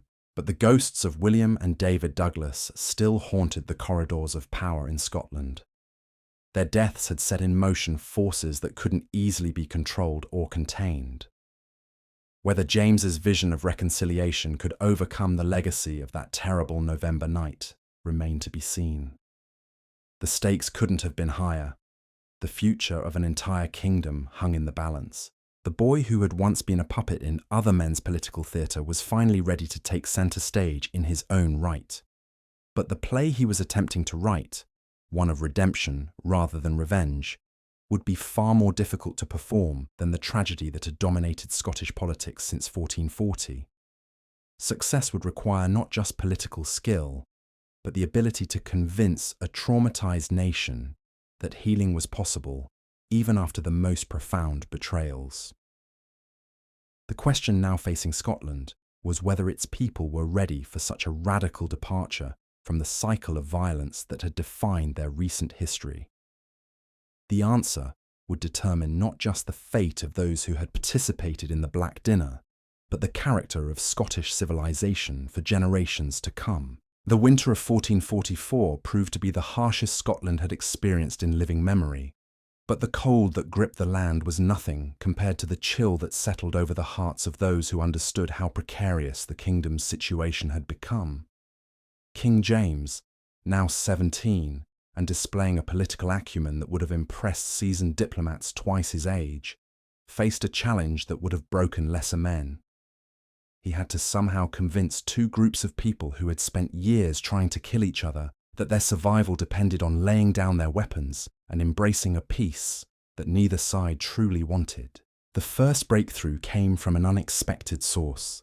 Lady Margaret Douglas, the sister of the murdered William and David, had remained largely silent throughout the years of bloodshed that followed her brothers' deaths. Unlike her male relatives, who had channeled their grief into rage and violence, Margaret had spent her time quietly building relationships with other noble families who had lost loved ones to the ongoing conflict. Her network included both victims of Douglas raids and families destroyed by Crichton's brutal repressions. In December of 1444, Margaret made a decision that would shock both sides of the conflict. She travelled to Stirling Castle, not to demand justice or revenge, but to offer King James something far more valuable: the moral authority that came with genuine forgiveness. The meeting between the young king and the sister of his victims was conducted in absolute secrecy, with only James's most trusted advisors present to witness what transpired. What Margaret said to the king during that winter evening has never been fully recorded, but its impact was immediate and profound. According to one witness, she began by acknowledging that James himself had been a victim of the Black Dinner, a child manipulated by adults into participating in an act that would haunt him for the rest of his life. She spoke of forgiveness not as weakness, but as the only force powerful enough to break the cycle of violence that was destroying Scotland. "Your Majesty," she reportedly said, "my brothers died as children, but they would not want their deaths to turn Scotland into a graveyard. They were Douglases, and Douglases serve Scotland first, our own interests second. If their deaths can somehow lead to peace, then perhaps they will not have died entirely in vain. James was reportedly moved to tears by her words, but more importantly, he recognized the political opportunity they represented. If the sister of the murdered boys could publicly forgive those responsible for their deaths, it would undermine the moral foundation of the Douglas War campaign. James Douglas and his supporters could no longer claim to be fighting for the honour of the dead, if the dead's own family had chosen reconciliation over revenge. But Margaret's gesture would be meaningless unless James could find a way to make Crichton accept responsibility for his actions. The Chancellor remained defiant, insisting that everything he had done had been necessary for the protection of the realm. Getting him to admit guilt would require a combination of political pressure and face-saving compromises that would test every negotiating skill James had developed. The solution came through Archbishop Kennedy of St Andrews, one of the most respected religious figures in Scotland. Kennedy had managed to maintain his moral authority throughout the years of conflict by refusing to take sides while consistently advocating for peace and reconciliation. When he offered to serve as a mediator between the various factions, all parties recognized that rejecting his intervention would be politically disastrous. Kennedy's approach was masterful in its simplicity. Rather than trying to assign blame or determine who was right and who was wrong, he focused on the practical question of how Scotland could move forward. He organized a series of private meetings with each faction's leaders, not to negotiate specific terms, but to help them understand the true cost of continued conflict. To Crichton, he presented detailed reports of Scotland's deteriorating international position. English armies were massing along the border, taking advantage of Scottish weakness to prepare for a major invasion. French support was wavering as King Charles VII grew tired of backing an ally that seemed incapable of governing itself. The papal court was considering whether to declare Scotland a failed state and authorise foreign intervention to restore Christian order. To James Douglas, Kennedy offered something even more devastating: evidence of what continued warfare was doing to the people he claimed to be protecting. Entire villages in Douglas territories had been abandoned as families fled the constant violence. Children were growing up without education or religious instruction because schools and churches had been destroyed. The very people whose honour the Douglas faction claimed to be defending were being destroyed by the methods used in that defence. To King James, the Archbishop presented the most sobering assessment of all. The young king's attempt to establish independent authority was succeeding, but it was happening in the context of a kingdom that might not survive much longer. Without peace, Scotland would either be conquered by England or simply collapse into complete anarchy. Royal authority would be meaningless in a country that had ceased to exist as a coherent political entity. These private consultations continued throughout the winter months, with Kennedy gradually building consensus around the idea that some kind of settlement was not just desirable, but absolutely necessary for Scotland's survival. The breakthrough came when each faction's leaders privately admitted to the Archbishop that they were willing to consider compromises that they could never publicly propose without losing face among their own supporters. Crichton was prepared to make substantial concessions, including formal acknowledgement that the Black Dinner had violated sacred laws of hospitality, but only if he could maintain some role in government and keep his life. James Douglas was willing to abandon his quest for blood vengeance, but only if Crichton's admission of guilt was public and accompanied by meaningful reparations to the Douglas family. King James was prepared to grant pardons to all parties, but only if both sides accepted his ultimate authority as the arbiter of justice in Scotland. Kennedy's genius lay in recognizing that these positions, while seemingly incompatible, actually contained the elements of a workable agreement. What was needed was a ceremony that would allow each side to achieve their core objectives, while giving them face-saving explanations for their supporters. The result was one of the most elaborate political rituals in Scottish history: the Reconciliation of Stirling. Planned for Easter Sunday 1445, the ceremony was designed to transform political necessity into religious obligation. All three leaders would appear before a gathering of Scotland's most important nobles and clerics, not as enemies seeking advantage, but as Christian men seeking forgiveness and redemption. The religious framework would provide cover for concessions that might otherwise seem like weakness or betrayal.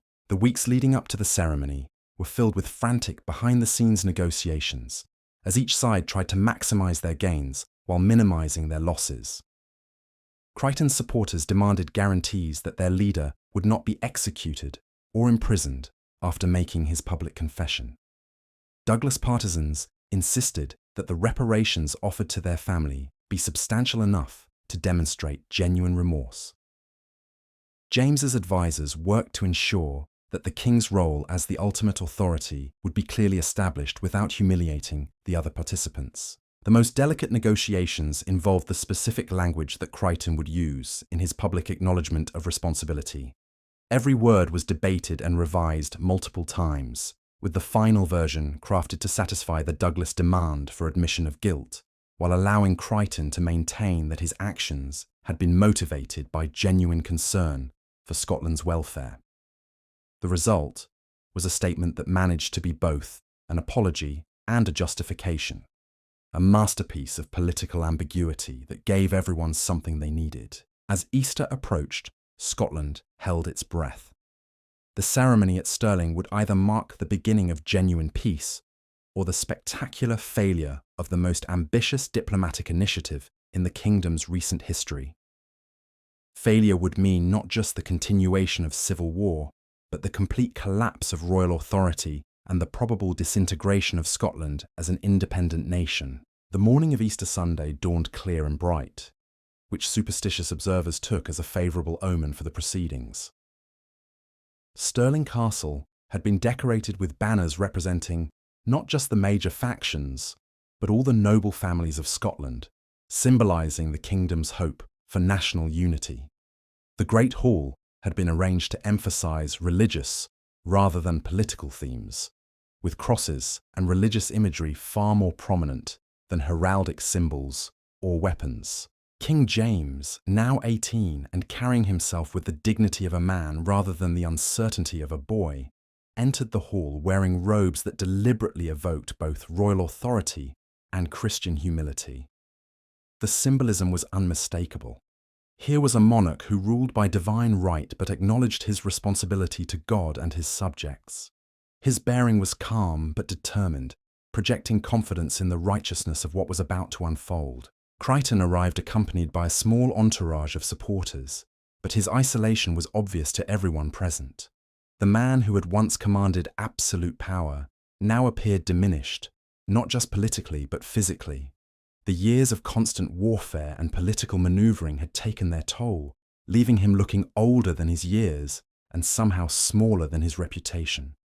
Yet he maintained his dignity, understanding that how he conducted himself during this ceremony would determine his place in history. The Douglas delegation was led not by James Douglas, whose drinking had made him increasingly unreliable, but by Archibald Douglas and Lady Margaret. This choice was itself significant, representing the triumph of the moderate faction within the Douglas family over those who had demanded nothing less than complete vengeance.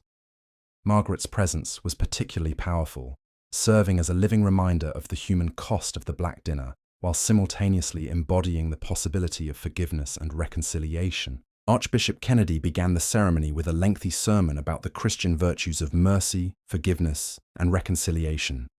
His words were carefully chosen to provide religious justification for what might otherwise seem like political expediency.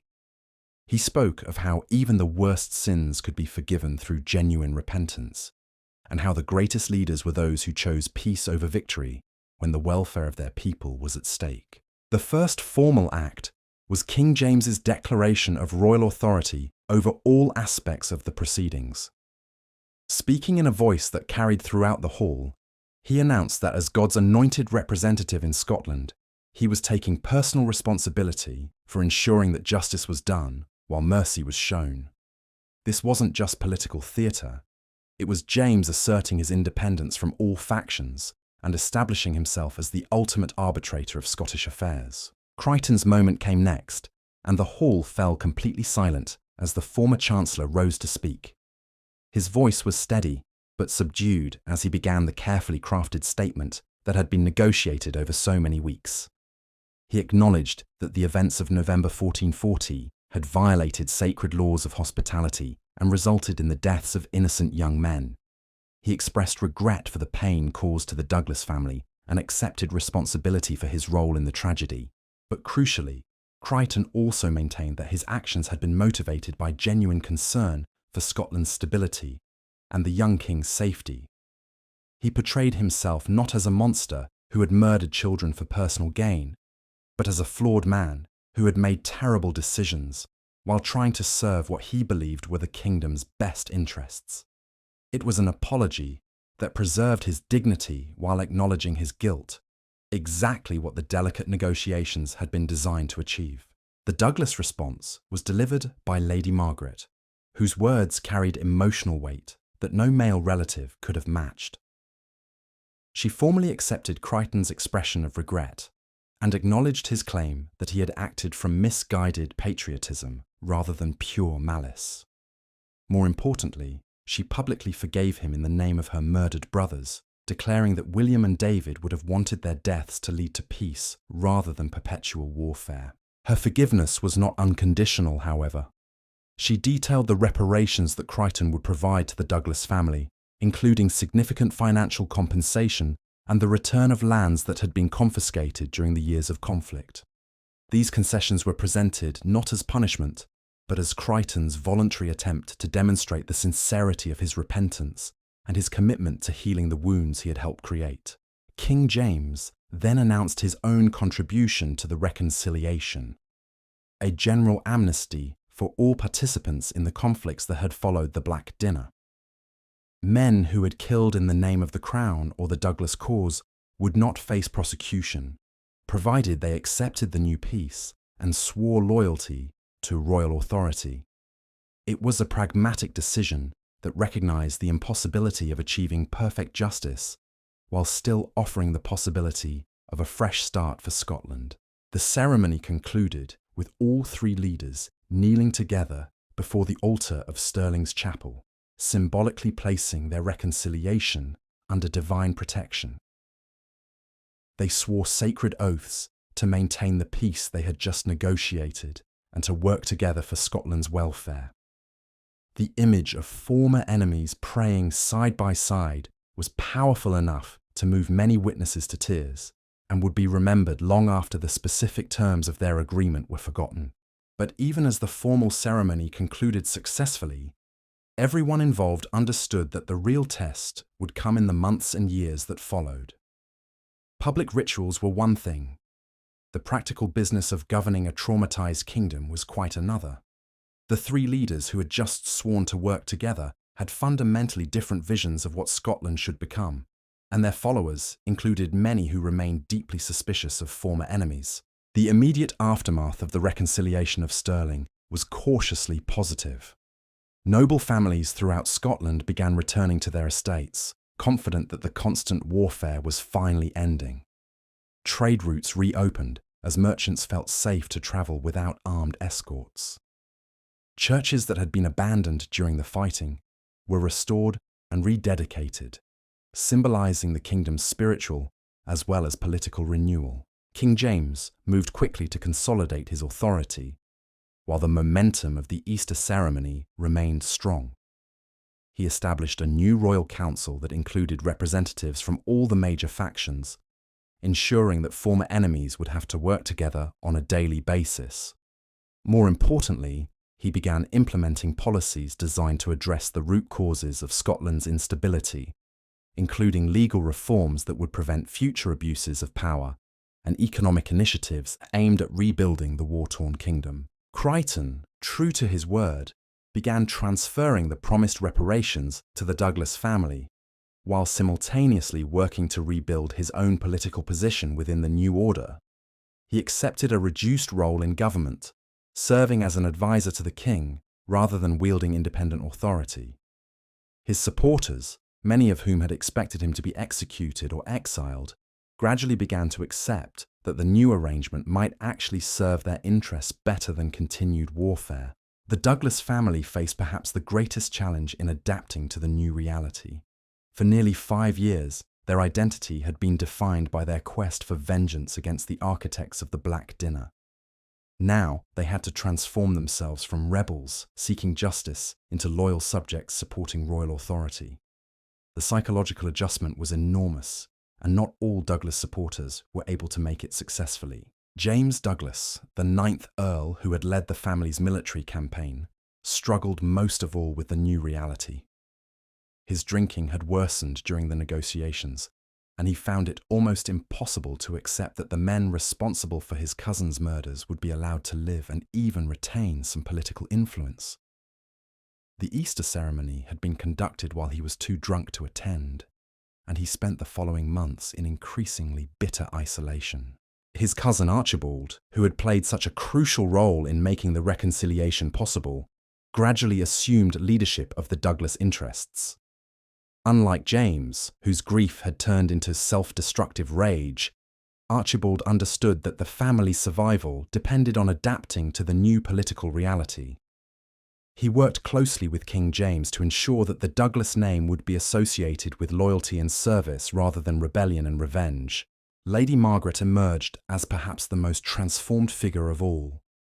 Her act of forgiveness had made her a national symbol of Christian virtue and political wisdom. She used her newfound influence to advocate for policies that would help Scotland heal from its years of trauma, including support for war widows and orphans, restoration of damaged churches and schools, and legal protections for non-combatants in any future conflicts. The success of the reconciliation of Stirling sent shockwaves far beyond Scotland's borders.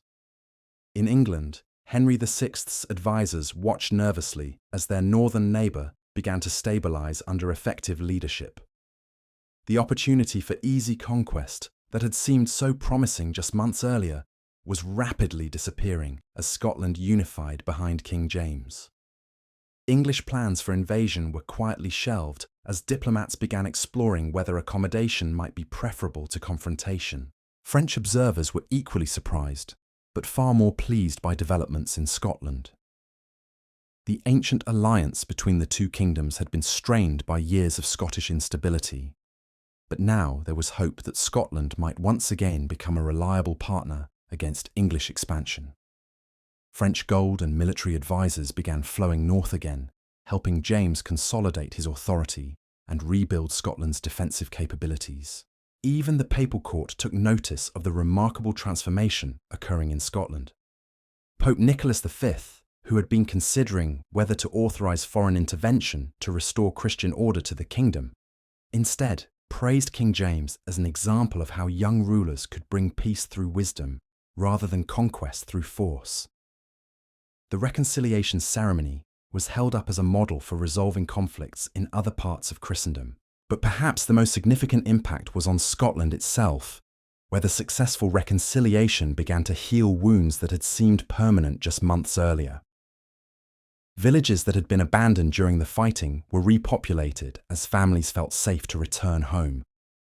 Markets that had been closed for years reopened as trade resumed throughout the kingdom. Most importantly, a new generation of Scottish children began growing up in peace rather than constant warfare.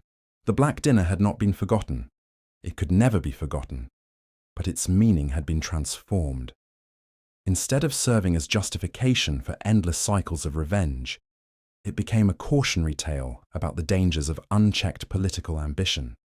The deaths of William and David Douglas were still mourned, but they were now remembered as martyrs whose sacrifice had ultimately led to a stronger, more just Scotland. King James, now recognised as one of the most effective young rulers in Europe, used his success to begin addressing other long-standing problems facing his kingdom. Border defences were strengthened to deter English raids. The legal system was reformed to prevent future abuses of power. Economic policies were implemented to encourage trade and development. Scotland was not just healing from its recent trauma, it was becoming stronger than it had been before the crisis began.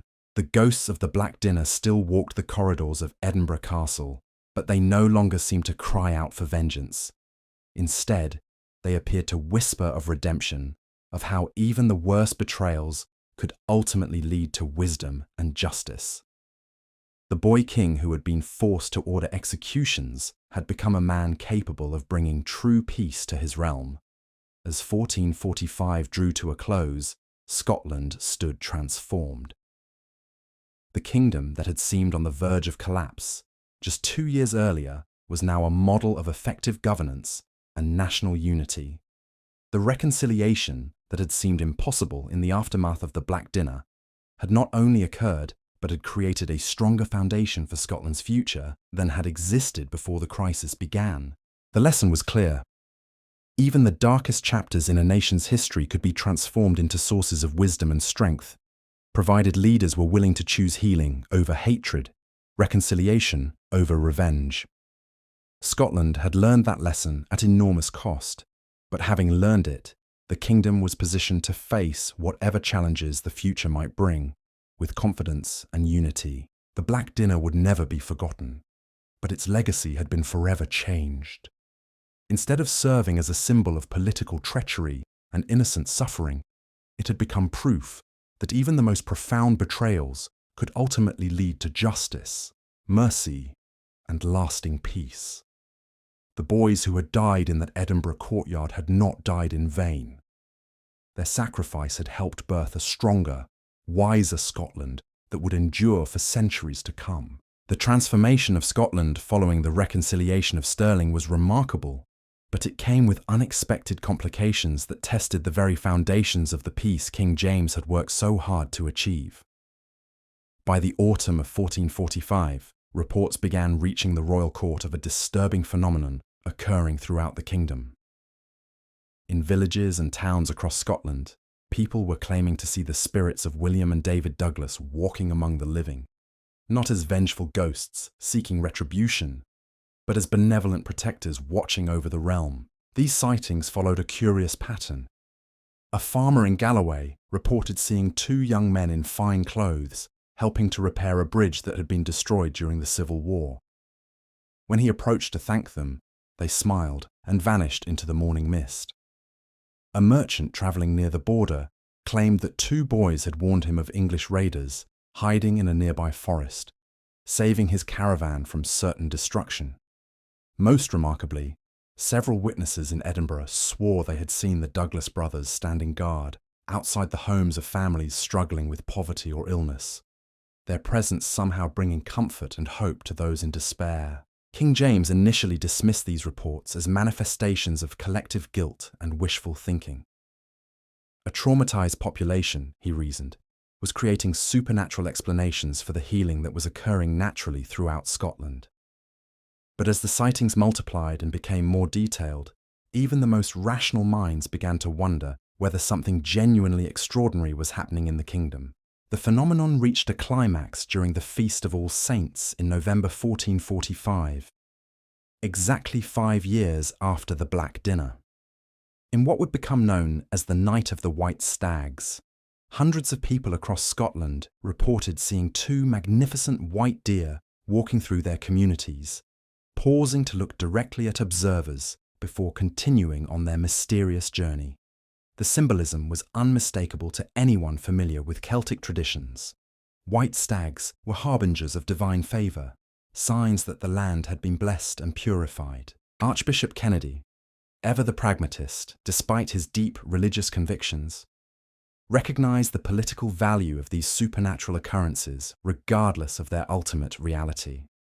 He began incorporating references to the Douglas spirits into his sermons, portraying their peaceful manifestations as evidence that God approved of the reconciliation and that the murdered brothers had found rest in the knowledge that their deaths had led to Scotland's renewal. But not everyone was comforted by these ghostly visitations. Sir William Crichton, despite his public reconciliation and apparent acceptance of his reduced circumstances, was reportedly haunted by nightmares in which the Douglas brothers appeared to him not as forgiving spirits, but as accusers demanding a final accounting for his crimes. Servants at his castle near Edinburgh whispered that their master would sometimes wake screaming in the middle of the night, claiming that ghostly voices were calling his name from the darkness. These psychological torments began to affect Crichton's behaviour in ways that concerned both his supporters and his former enemies. The man who had once been Scotland's most calculating politician became increasingly erratic and paranoid. He would change his travel routes without explanation, claiming that he sensed danger in perfectly safe locations. He began refusing to eat food that hadn't been prepared by his most trusted servants, convinced that his enemies were trying to poison him despite the formal peace that had been established. King James watched these developments with growing alarm. The reconciliation he had orchestrated depended on all parties maintaining their psychological stability and political reliability. If Crichton suffered a complete mental breakdown, it could destabilize the entire arrangement and potentially reignite the conflicts that had nearly destroyed Scotland. The young king found himself in the peculiar position of needing to protect the mental health of a man he had every reason to despise. The solution came from an unexpected source: Lady Margaret Douglas, whose act of forgiveness had been central to the reconciliation process. Despite having every reason to enjoy Crichton's suffering, she recognized that his psychological collapse would serve no one's interests. In a gesture that amazed even her own family, she requested a private audience with the former Chancellor to discuss what she diplomatically termed his spiritual difficulties. The meeting between Margaret and Crichton took place in the neutral setting of a monastery near Stirling, with Archbishop Kennedy serving as mediator. What transpired during their conversation was never fully recorded, but witnesses reported that both participants emerged, visibly moved by the encounter. Crichton appeared calmer and more focused than he had been in months, while Margaret seemed to have found a deeper sense of peace regarding her brother's deaths. In the weeks that followed, Crichton's behaviour stabilised dramatically. The nightmares that had plagued him ceased, and he began participating more effectively in the royal council meetings where former enemies were learning to work together. When asked about his transformation, he would only say that Lady Margaret had helped him understand something important about the nature of forgiveness and redemption. This personal reconciliation between the architect of the Black Dinner and the sister of its victims became a powerful symbol throughout Scotland of the possibility of genuine healing, even after the most profound betrayals. If Margaret Douglas could find it in her heart to help the man who had ordered her brother's deaths, then perhaps any wound could eventually be healed through patience, wisdom, and grace. The psychological transformation of Scotland's leadership was mirrored by practical changes throughout the kingdom. The royal administration that King James was building differed fundamentally from the system that had existed before the Black Dinner. Instead of concentrating power in the hands of a few dominant figures, the new government deliberately distributed authority among multiple advisors and councils, making it nearly impossible for any single individual to accumulate the kind of unchecked power that had made Crichton's tyranny possible. Legal reforms were equally significant. New laws explicitly protected the rights of guests and visitors, making violations of hospitality capital crimes that could be prosecuted even against the most powerful nobles. Courts were established to hear complaints against royal officials, ensuring that future Crichtons would face legal consequences for their abuses. Most importantly, detailed records were required for all significant government decisions, creating a paper trail that would make secret conspiracies far more difficult to organize and execute. These institutional changes were supported by cultural shifts that ran even deeper than legal modifications. The Black Dinner had shattered traditional assumptions about honour, loyalty, and the bonds that held Scottish society together. In rebuilding their kingdom, the Scots were forced to articulate explicitly values that had previously been taken for granted. The result was a more conscious and deliberate approach to governance that emphasized accountability, transparency, and the protection of individual rights. Education became a particular priority for King James, who understood that preventing future tragedies required creating a more informed and morally grounded population. Schools were established in towns throughout Scotland, with curricula that emphasised not just basic literacy and mathematics, but moral philosophy and the principles of just governance. Children learned about the Black Dinner not as a source of shame, but as a cautionary tale about the importance of ethical leadership and civic responsibility. The Church played a crucial role in this educational renaissance, with priests and monks serving as teachers in communities that couldn't afford secular instructors. Religious instruction was expanded to include detailed discussions of Christian ethics applied to political situations, helping ordinary Scots understand their rights and responsibilities as subjects in a just kingdom. The goal was to create a population that would recognise and resist future attempts at tyrannical rule. These domestic reforms were accompanied by significant changes in Scotland's international relationships. King James had learned from the Black Dinner crisis that internal weakness invited external interference. He began building stronger diplomatic ties with European powers, not just to secure military alliances, but to create economic partnerships that would make Scotland more prosperous and therefore more stable. Trade agreements were negotiated with Flemish cities, opening new markets for Scottish wool and agricultural products. Cultural exchanges were arranged with French universities, allowing Scottish students to study abroad while bringing foreign scholars to teach in Scotland. Most importantly, the kingdom began developing its own manufacturing capabilities, reducing dependence on imported goods and creating domestic industries that provided employment and generated wealth. The success of these initiatives was evident in Scotland's rapid economic recovery.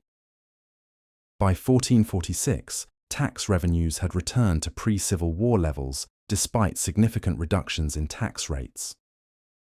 Population growth resumed as people felt confident about the kingdom's stability. Most tellingly, Scottish merchants began investing in long-term projects like ships and mills, demonstrating their faith in the country's future prosperity. But perhaps the most significant change was in the character of Scottish political culture itself.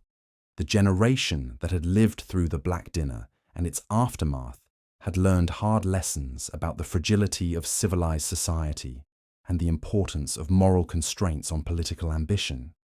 These lessons were being passed down to their children, creating a new cohort of leaders who understood that true strength lay not in the ability to dominate others, but in the wisdom to build institutions that could survive individual failings. This cultural transformation was visible in the way young nobles conducted themselves at court.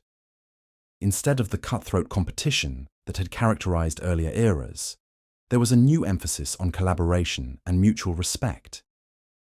Ambitious young men still sought power and influence, but they did so within ethical frameworks that prioritized service to the realm over personal advancement. The idea that political success required moral compromise was being replaced by the conviction that lasting achievement demanded moral excellence. King James himself embodied this new approach to leadership. At 19, he was already being hailed as one of Europe's most effective monarchs. But his success came not from fear or manipulation, but from his to inspire genuine loyalty and cooperation among his subjects. He had learned to wield authority in ways that enhanced rather than diminished the dignity of those who served under him. The king's marriage negotiations provided a perfect example of this new style of leadership. Instead of simply accepting whatever alliance his advisors recommended, James insisted on personally meeting potential brides and ensuring that any marriage would be based on mutual respect and compatibility as well as political advantage. When he eventually chose Mary of Guelders, a Dutch princess known for her intelligence and strong character, the decision was applauded throughout Scotland as evidence of their king's wisdom and integrity. The royal wedding in 1449 became a celebration not just of the royal couple, but of Scotland's remarkable transformation since the dark days of the Black Dinner. Representatives from throughout Europe attended the ceremony, marveling at the prosperity and stability they observed in a kingdom that just a few years earlier had seemed on the verge of collapse. The contrast with Scotland's recent past was so dramatic that foreign observers struggled to believe they were visiting the same country. Yet even as Scotland celebrated its renaissance, the memory of the Black Dinner remained a sobering reminder of how quickly civilized society could collapse if moral constraints were abandoned. The restored Edinburgh Castle, where the original tragedy had occurred, was deliberately maintained as both a royal residence and a memorial to the victims of political ambition. Visitors were shown the Great Hall, where the fatal dinner had taken place, and guides explained how the events of that night had led to years of suffering that could have been avoided through wiser leadership. The black bull's head that had announced the Douglas brothers' doom was preserved in the castle's museum, not as a trophy of successful treachery, but as a warning about the consequences of abandoning honour in pursuit of power. School children on educational visits would stare at the grisly artefact while their teachers explained how a single act of betrayal had nearly destroyed their kingdom, and how the choices of individuals could affect the lives of thousands. These educational efforts were part of a broader campaign to ensure that future generations would understand both the fragility and the potential of Scottish civilization. The Black Dinner was taught not as ancient history, but as a relevant lesson about the eternal human struggles between ambition and ethics, power and responsibility, revenge and forgiveness.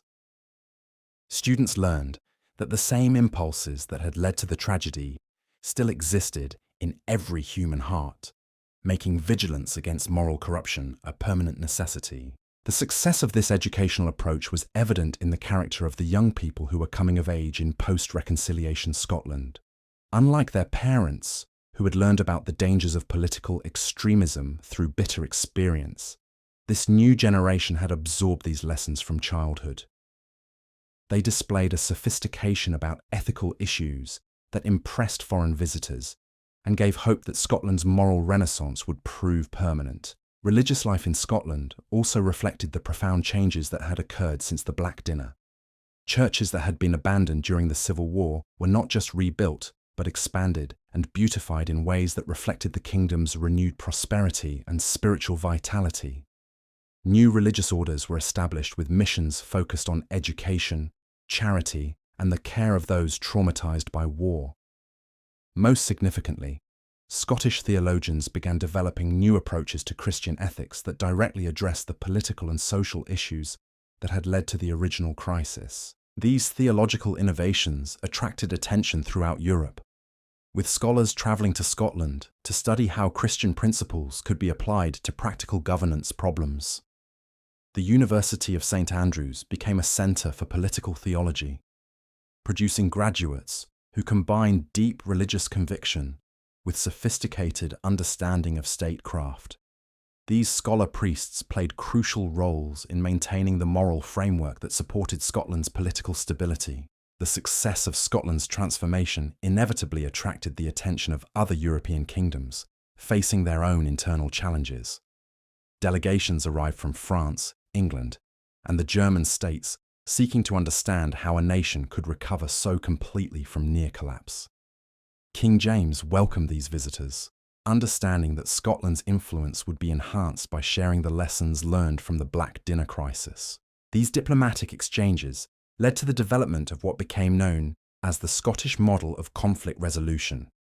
The basic principles were straightforward: acknowledge wrongdoing honestly, provide meaningful compensation to victims, create institutional safeguards against future abuses, and maintain a cultural commitment to ethical leadership. But implementing these principles required exactly the kind of moral courage and political skill that had made Scotland's recovery possible in the first place. Not every attempt to replicate Scotland's success proved effective. Some rulers tried to copy the external forms of the reconciliation process without understanding the deeper spiritual and ethical transformations that had made it work. Others found that their political cultures were too corrupted by cynicism and mistrust to support genuine reconciliation efforts. The Scottish model worked in Scotland because it built on specifically Scottish values and traditions, and its principles had to be adapted rather than simply copied to be effective elsewhere. But the basic insight that had driven Scotland's recovery, that lasting political solutions required moral as well as practical components, proved universally relevant. Even where specific Scottish innovations couldn't be transplanted directly, the example of Scotland's transformation inspired leaders throughout Europe to think more seriously about the ethical dimensions of governance and the importance of building political systems that could survive the moral failings of individual leaders. King James took particular satisfaction in these international developments, understanding that Scotland's influence was being enhanced not through military conquest or economic domination, but through moral example and intellectual leadership. The kingdom that had nearly destroyed itself through political treachery was becoming a beacon of hope for other nations struggling with similar challenges. The transformation was so complete that it sometimes seemed miraculous even to those who had lived through it. As the 1440s drew to a close, Scotland stood as perhaps the most stable and prosperous kingdom in Northern Europe. The economic recovery that had begun with the reconciliation had accelerated as confidence in the country's future grew. Population was increasing, trade was expanding, and cultural achievements were flourishing in ways that hadn't been seen for generations. Most importantly, the political system that had emerged from the ashes of the Black Dinner appeared strong enough to survive whatever challenges the future might bring. The young men and women who were assuming leadership roles throughout Scottish society carried with them lessons that their predecessors had learned through terrible suffering. They understood that political power was a sacred trust that could be betrayed only at enormous cost to civilized society, could collapse when moral constraints everyone involved. They had seen how quickly were abandoned, and they were determined to prevent such a catastrophe from occurring again. Yet they also understood that preventing future tragedies required more than good intentions. The institutional safeguards that had been built into Scotland's new political system needed constant maintenance and vigilance. The cultural values that supported ethical leadership had to be renewed in each generation through education and example. The price of civilization, they had learned, was eternal vigilance against the human tendency toward moral corruption and political extremism. The Black Dinner would never be forgotten in Scotland, but its meaning had been fundamentally transformed. Instead of serving as a source of shame and division, it had become a foundation stone for a stronger and more just society. The boys who had died in Edinburgh Castle had become martyrs, not just to political ambition, but to the possibility of redemption and renewal, even after the most profound betrayals.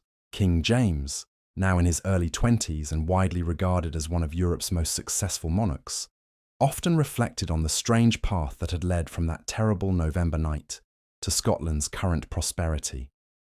He had learned that true kingship meant not just wielding power effectively, but using that power to create conditions where justice, mercy, and human dignity could flourish.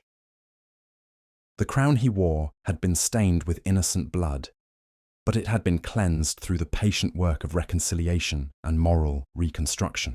The ghosts of William and David Douglas no longer haunted Edinburgh Castle with cries for vengeance. Instead, they seemed to whisper words of encouragement and hope, reminding all who would listen that even the darkest chapters in human history could be transformed into sources of wisdom and strength. Scotland had learned that lesson at enormous cost, but having learned it, the kingdom was prepared to face whatever challenges the future might bring with confidence born of hard-won wisdom. The transformation was not complete. It could never be complete because each generation had to choose anew between the paths of honour and ambition, justice and expedience, reconciliation and revenge. But Scotland had created institutions and cultivated values that made the right choices more likely and the consequences of wrong choices less catastrophic. The Black Dinner had taught the kingdom that civilization was fragile, but it had also demonstrated that with wisdom, courage, and moral commitment, even the most shattered societies could be rebuilt stronger than before. As Scotland entered the 1450s, the kingdom stood as living proof that the human capacity for moral growth and political wisdom could triumph over even the darkest impulses of ambition and revenge. The boys who had died as victims of political treachery had become symbols of the possibility that suffering could be transformed into strength, that betrayal could lead to deeper trust, and that even the most profound injustices could ultimately serve the cause of justice itself. The legacy of the Black Dinner extends of Scotland, ripped far beyond the border spling through the courts and chronicles of medieval Europe like stones cast into still water.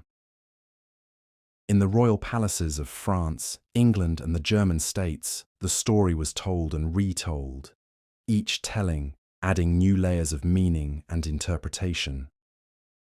But perhaps nowhere did the tale resonate more powerfully than in the mind of a young writer named George Martin, who centuries later would draw inspiration from this very night of treachery to craft one of literature's most shocking betrayals. The Red Wedding, that fictional massacre that would horrify readers and viewers alike, bore the unmistakable DNA of the Black Dinner. The violation of guest rights, the use of a wedding feast as cover for murder, the systematic elimination of an entire family line. All these elements could be traced back to that November night in Edinburgh Castle, when two innocent boys were led to their deaths under the sacred protection of hospitality. But the real Black Dinner had consequences that no work of fiction could fully capture. The psychological trauma inflicted on King James II shaped not just his reign, but his entire approach to kingship. The boy who had been forced to participate in child murder became a man obsessed with justice and the protection of the innocent. His later policies reflected this obsession: harsh punishments for those who harmed children, unprecedented legal protections for guests and travellers, and a royal court culture that prized honour above political expediency. The king's personal transformation was mirrored by changes in Scottish legal tradition that would endure for centuries. The concept of sacred hospitality became enshrined in Scottish common law, making the murder of guests one of the most serious crimes possible. Even today, elements of these medieval protections can be found in modern Scottish legal codes, ghostly reminders of a night when the violation of hospitality nearly destroyed a kingdom. The Douglas family story didn't end with the reconciliation of 1445. The surviving members of the clan carried forward the memory of William and David not as martyrs to political ambition, but as symbols of innocence destroyed by unchecked power. This transformation of their legacy became a cornerstone of Douglas identity for generations, shaping the family's approach to politics and their relationships with the Scottish crown. Lady Margaret Douglas, whose act of forgiveness had been so crucial to Scotland's healing, lived to see her grandchildren grow up in the peaceful kingdom that her brothers' deaths had ultimately helped create. She never married, dedicating her life instead to charitable works and the education of young nobles. Her school for the children of Scottish aristocrats became famous throughout Europe for its emphasis on ethical leadership and moral philosophy. Students from as far away as Italy travelled to Scotland to learn from the woman who had transformed personal tragedy into a force for social good. The school's most famous graduate was perhaps John Knox, the religious reformer who would later play such a crucial role in Scotland's Protestant Reformation. Knox often spoke of how Lady Margaret's teachings about forgiveness and moral courage had shaped his own understanding of Christian leadership. The connection between the Black Dinner and Scotland's later religious transformation was thus not merely historical accident, but a direct line of moral influence stretching across more than a century. Sir William Crichton's final years were marked by a genuine transformation that surprised even his closest associates. The man who had once orchestrated child murder became an advocate for legal reform and the protection of the vulnerable. His private papers, discovered centuries later, revealed a tortured conscience struggling to make amends for past sins through present virtue. He established schools in remote Scottish villages, funded orphanages, and wrote extensively about the dangers of unchecked political ambition. Crichton's writings, while never published during his lifetime, circulated privately among Scottish nobles and eventually influenced the development of political theory throughout Europe.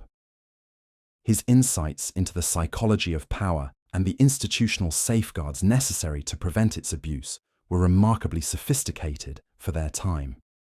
Modern historians studying medieval political thought often cite Crichton's unpublished works as early examples of systematic thinking about constitutional limitations on royal authority. The former Chancellor died in 1454, still serving on King James's royal council, but in a greatly reduced capacity. His funeral was attended by both former enemies and old allies, a testament to the genuine nature of his personal reformation. Lady Margaret Douglas delivered the eulogy, speaking movingly of how even the greatest sinners could find redemption through genuine repentance and service to others. King James himself lived until 1460, dying at the young age of 29 during the siege of Roxburgh Castle. His death came not from political assassination or the consequences of old enemies, but from a tragic accident when a cannon exploded during a military demonstration. The irony was not lost on contemporary observers. The king who had brought peace to Scotland through wisdom and diplomacy died in the pursuit of military glory against foreign enemies. James's funeral became a national outpouring of grief that crossed all the old factional lines. Douglas supporters mourned alongside former Crichton loyalists, while common people throughout Scotland wept for the loss of the king who had brought them peace and prosperity. The young man, who had once been a terrified puppet in other men's political games, was remembered as one of Scotland's greatest monarchs, a ruler who had transformed personal trauma into public service. The regency that followed James's death faced the challenge of maintaining the political stability he had created while governing in the name of his 8-year-old son, James III. The lessons of the Black Dinner loomed large in the minds of those who assumed power, creating a determination to avoid the mistakes that had nearly destroyed Scotland 2 decades earlier. Multiple regents shared authority, preventing any single individual from accumulating the kind of unchecked power that had made Crichton's tyranny possible. This collective leadership model, born from the trauma of the Black Dinner, proved remarkably effective. Scotland continued to prosper under the Regency, with trade expanding, population growing, and cultural achievements flourishing.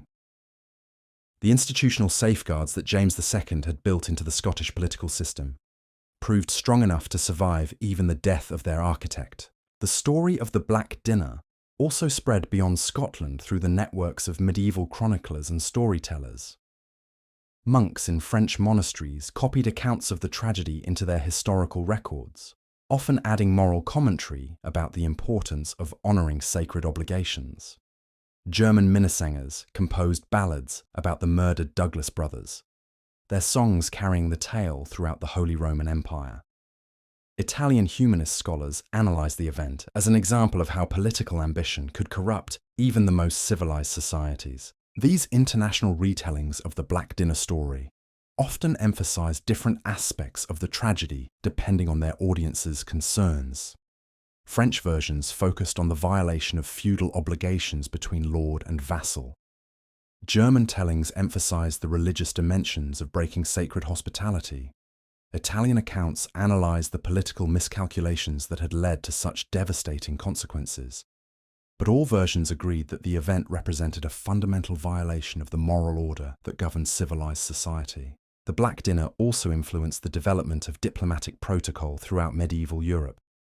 The idea that political enemies could be safely eliminated through the abuse of hospitality was so shocking that it prompted new international agreements about the treatment of diplomatic guests and the conduct of political negotiations. Treaties began including specific clauses protecting negotiators and their families from harm, while diplomatic immunity became more clearly defined and universally respected. These protections weren't merely theoretical. They had practical consequences that saved lives and prevented conflicts throughout the late medieval period. When tensions arose between different kingdoms, the memory of the Black Dinner served as a cautionary tale about the long-term consequences of diplomatic treachery. Leaders who might have been tempted to eliminate rivals through deception we're reminded of how such actions could destabilize entire regions for decades. The religious implications of the Black Dinner continued to resonate long after the immediate political crisis had been resolved. The Catholic Church incorporated the story into its teachings about the sanctity of hospitality and the moral obligations of Christian rulers. Sermons throughout Europe referenced the tragedy as an example of how political ambition could lead to the most grievous sins. The murdered Douglas brothers were never formally canonized, but they were remembered as martyrs to Christian virtue and innocent victims of worldly corruption. Protestant reformers later used the Black Dinner as evidence of the moral corruption that they argued had infected medieval Catholicism. They pointed to the involvement of church officials in the political maneuvering that led to the tragedy as proof that religious authority had been compromised by temporal concerns. While this interpretation was historically questionable, it became part of the broader Protestant critique of Catholic political involvement and helped justify the religious upheavals of the 16th century. The Black Dinner's influence on literature extended far beyond its eventual inspiration for fictional works like The Red Wedding. Medieval romance writers incorporated elements of the story into their tales of chivalry and betrayal, often using the violation of hospitality as the ultimate act of villainous treachery. Renaissance dramatists found in the tragedy a perfect example of how personal ambition could lead to the destruction of both individuals and kingdoms. The Black Dinner stands as one of history's most chilling examples of how political ambition can corrupt the very foundations of civilized society. What began as a calculated act of treachery in 1440 ultimately became a catalyst for one of the most remarkable transformations in medieval European history. The deaths of William and David Douglas didn't just end two young lives, they sparked a chain of events that would reshape Scotland's political culture, legal system, and moral identity for centuries to come. Today, the lessons of that terrible November night continue to resonate, reminding us that the price of civilization is eternal vigilance against those who would sacrifice honor for power.